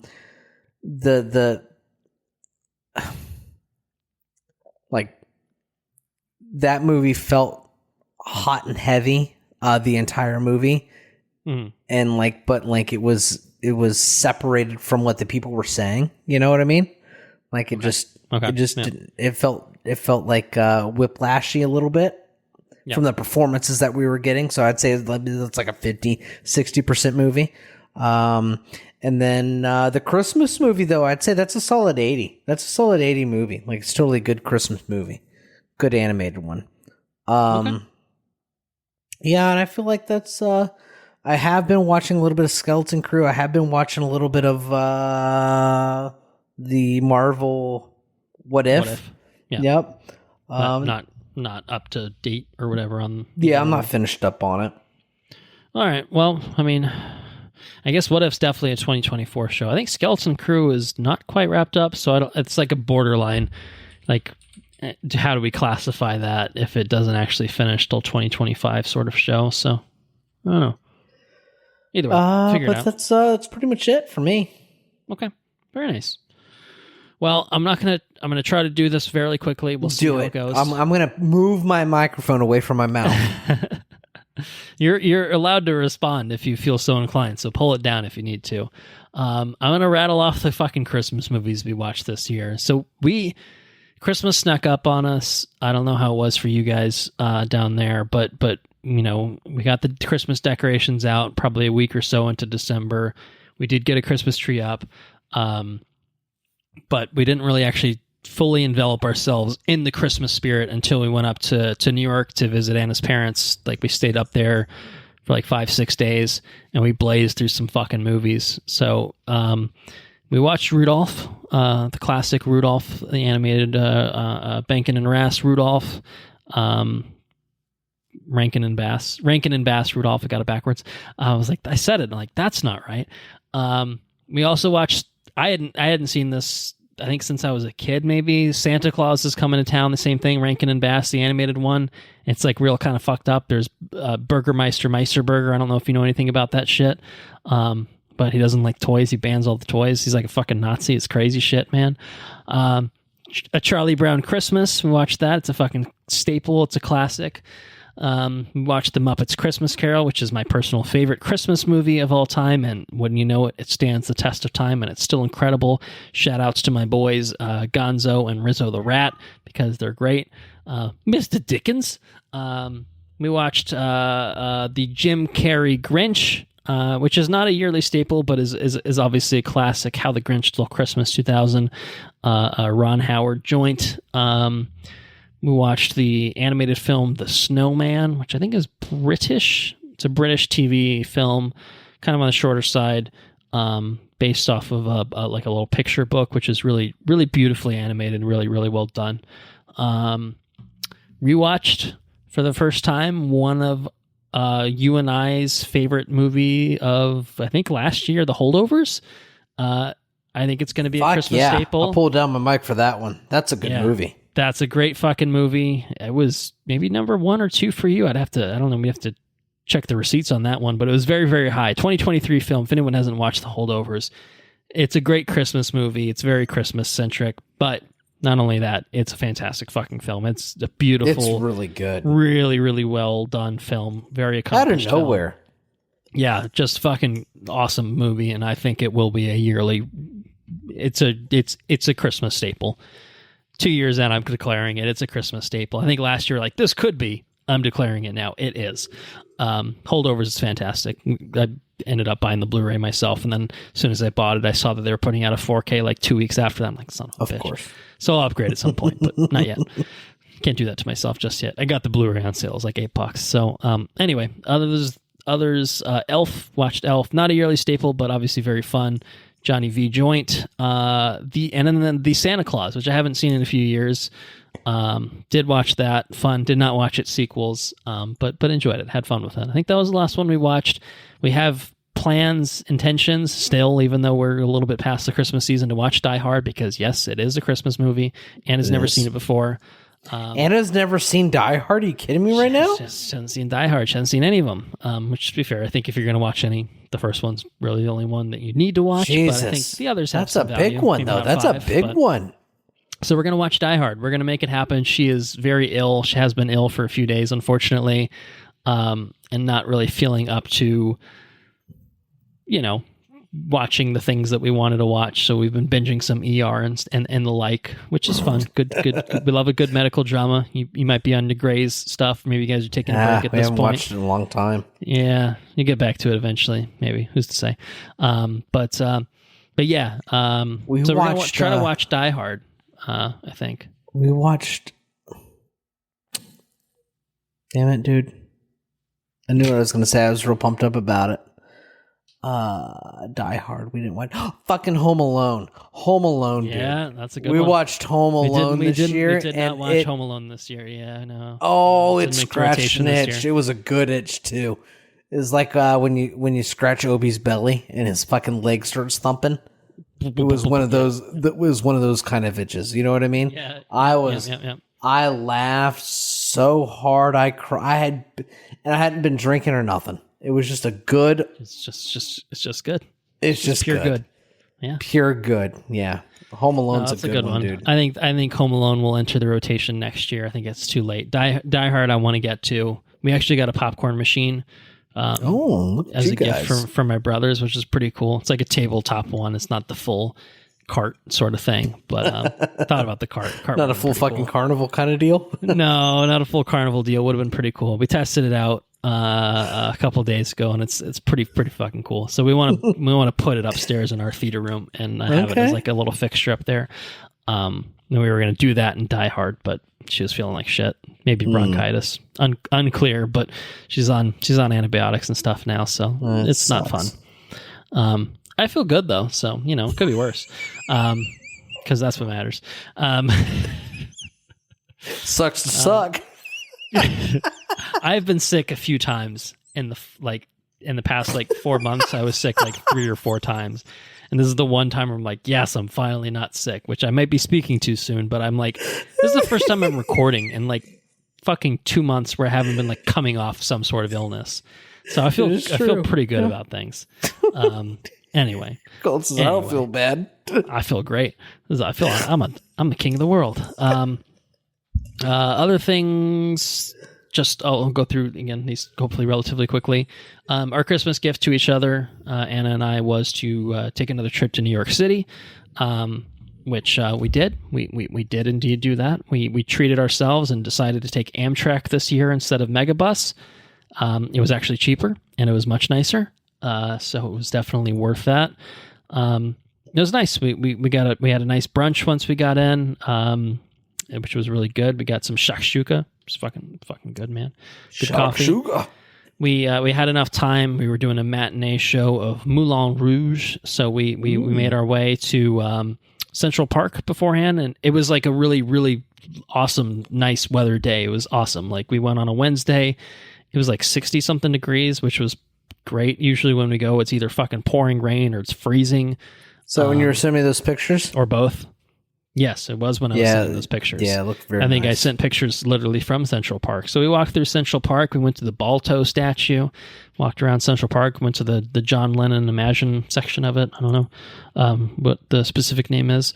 It's where he was killed, or close to where he was killed, across the street, I think. So oh, Jesus. Kind of morbid, but there's people playing Beatles and shit there, so it's kind of fun.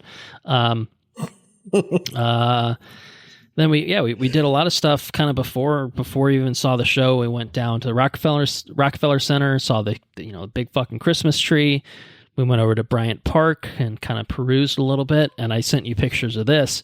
We just happened to be in Bryant Park while goddamn Arnold Schwarzenegger and Alan Ritchson were filming some Christmas bullshit.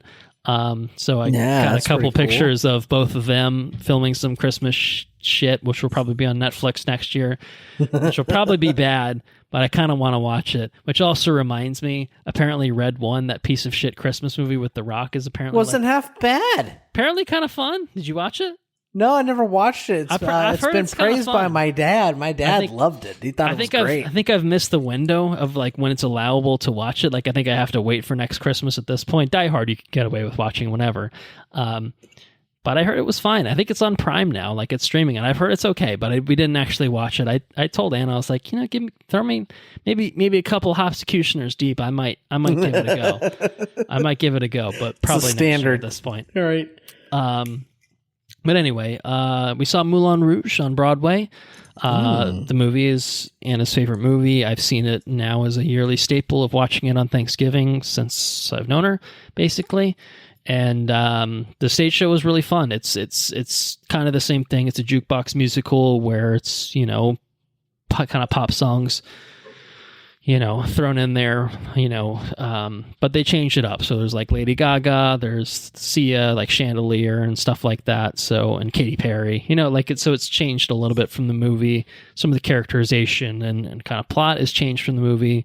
I had a lot of fun with it. There's like a really cool thing where like, you get in your seats in 10 minutes, like before the show even starts, like for even like a 2 p.m. matinee, kind of the performers go on the stage and start doing Moulin Rouge-y, risque sorts of things, like scantily clad people like looking sensually at the audience members and interacting with them. I was like, It was kind of a cool immersive sort of thing. I kind of enjoyed that. I kind of felt like, what have I gotten myself into? But it was good. We had pretty nice seats for it, which was really fun.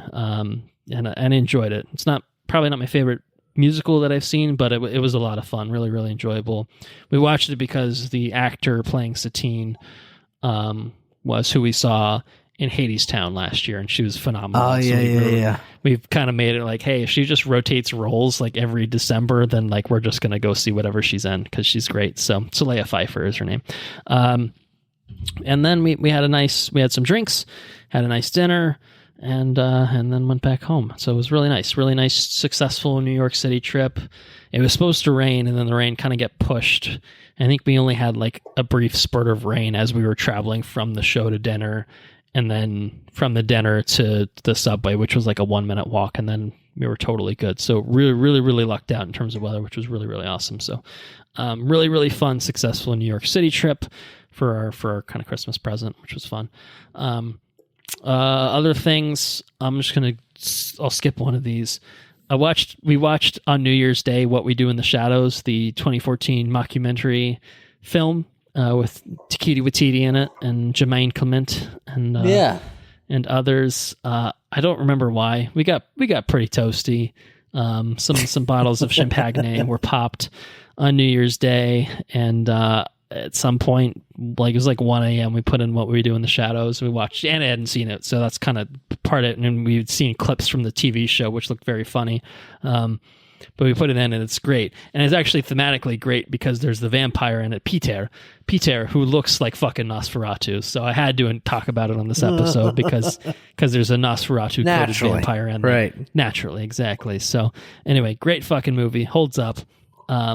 Would like to watch the show maybe in 2025, but I got a lot of other shit I want to get to first. So yeah.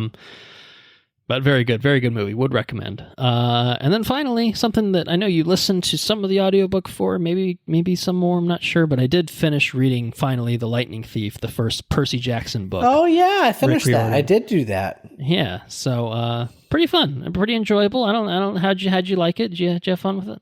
Yeah, I thought it was pretty fun. It's pretty fun. It's a good mashup of, the Greek mythology with modern world. I think it's fun. It's a light read. It makes it approachable. I tell you what, if you're like a younger person, totally. It's like definitely written, obviously more principally for a younger audience. I mean, it feels like Harry Potter almost, right? Totally, yeah. And like Harry Potter's sort of matured, I think, with its reader. I don't know if that'll necessarily be true here. We'll see. I started the second one, but I'm like 50 pages in. But it's like also okay because you can blaze through it. You're not really sitting there like trying to figure out magic systems. It's not complicated. It's not Sanderson. No, it's you can get you can blaze through it pretty quickly and get everything you need out of it. And like your main character is like a 12-year-old, but like that's fine. It's totally cool. What I mean? It's fine. Yeah. So yeah, I did. I did start Wind and Truth.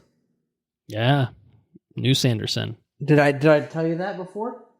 Are you listening to it? Are you physically reading, or a bit of both? What are you doing with it? I got the fucking tome here. It's a big fucker. I got it as a Christmas present from did parents. you? Yeah, it is a big one. I was gonna say. I still have Oathbringer and Rhythm of War to read, so I'm super fucking behind on Stormlight. What I can tell you so far is I think it's I've only listened to it. Okay. But I do have the book, which is pretty cool. I can tell you that I think that this one it's really good. It's not like the last Mistborn books, which I thought were. I didn't really care for the last bit of Mistborn that I've listened to. Mm-hmm. But it's really good, but some of the chapters seem inconsistent. It seems like some chapters are really potent and some chapters are like filler. You know what I'm saying? So it seems like the best thing I could really peg it to is kind of like Clone Wars, where you get a lot of filler and then you get some really, really good shit, Yeah. Okay. I mean, even the filler stuff is really good, though, so I find it hard to be too critical of it because I really enjoy even the filler stuff. Mm-hmm. We'll see where it goes because the filler stuff probably won't end up being filler stuff. It'll probably be significant once you get through it. But at some point, but yeah, you can't see the forest for the trees just yet. Exactly. So we'll see what happens. I'm really enjoying listening to it, though. Yeah, I think I'm going to try to. I'd say blaze through at my very sad reading pace. I'm going to try to get through the Percy Jackson main 5 books of just because there's other, by the same author that are kind of the same sort of thing, but different characters, different, I think, gods or something maybe. But once I do that, I feel like I want to go back into Sanderson, which I know is going to be an endeavor. So I got to really commit to it and be ready for it. But it's good listen. They do. I just need to be better about reading in general. That's my problem. Is I sometimes read in the morning with breakfast, But other than that, I never really set a time to read. Like it's no, like, I only I read a little bit. I read a little bit more in New York when we went up there because I brought a few books, and it's like, I'm like a little bit more cut off from my things. But I also brought my Portal. I'm like, well, I just play football, so so I'm playing college football. I left the disc in the system, so I'm good. So yeah, I don't know. I got to be better about it. So anyway. I think that's it for me. That's probably it. That's it for me. Yeah, should wrap this up. Let's wrap it up. It's a long one. It's a long one. We've covered a lot. We've covered a lot of territory, but both of us do have to go to bed and unfortunately work in the morning. Not to remind you of horrible things like that. But anyway, thank you all for listening. If you enjoyed what you heard, please spread the word to friends, to family, people you don't know, strangers you meet on the train, on the subway, whatever.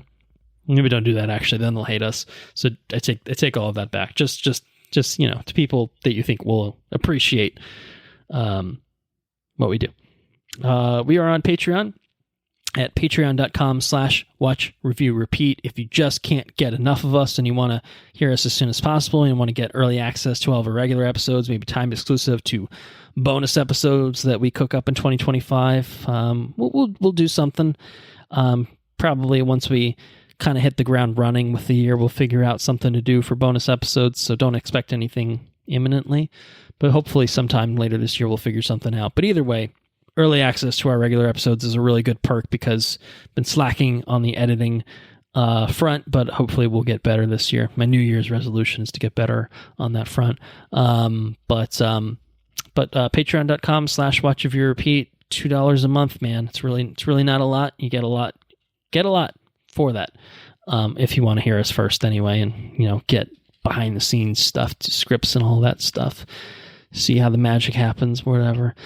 Our website is watchreviewrepeat.com. If you need to, find us on social media or, look up any of our old episodes and stuff like that for all almost 8 years, I guess 7+ years that we've been doing it.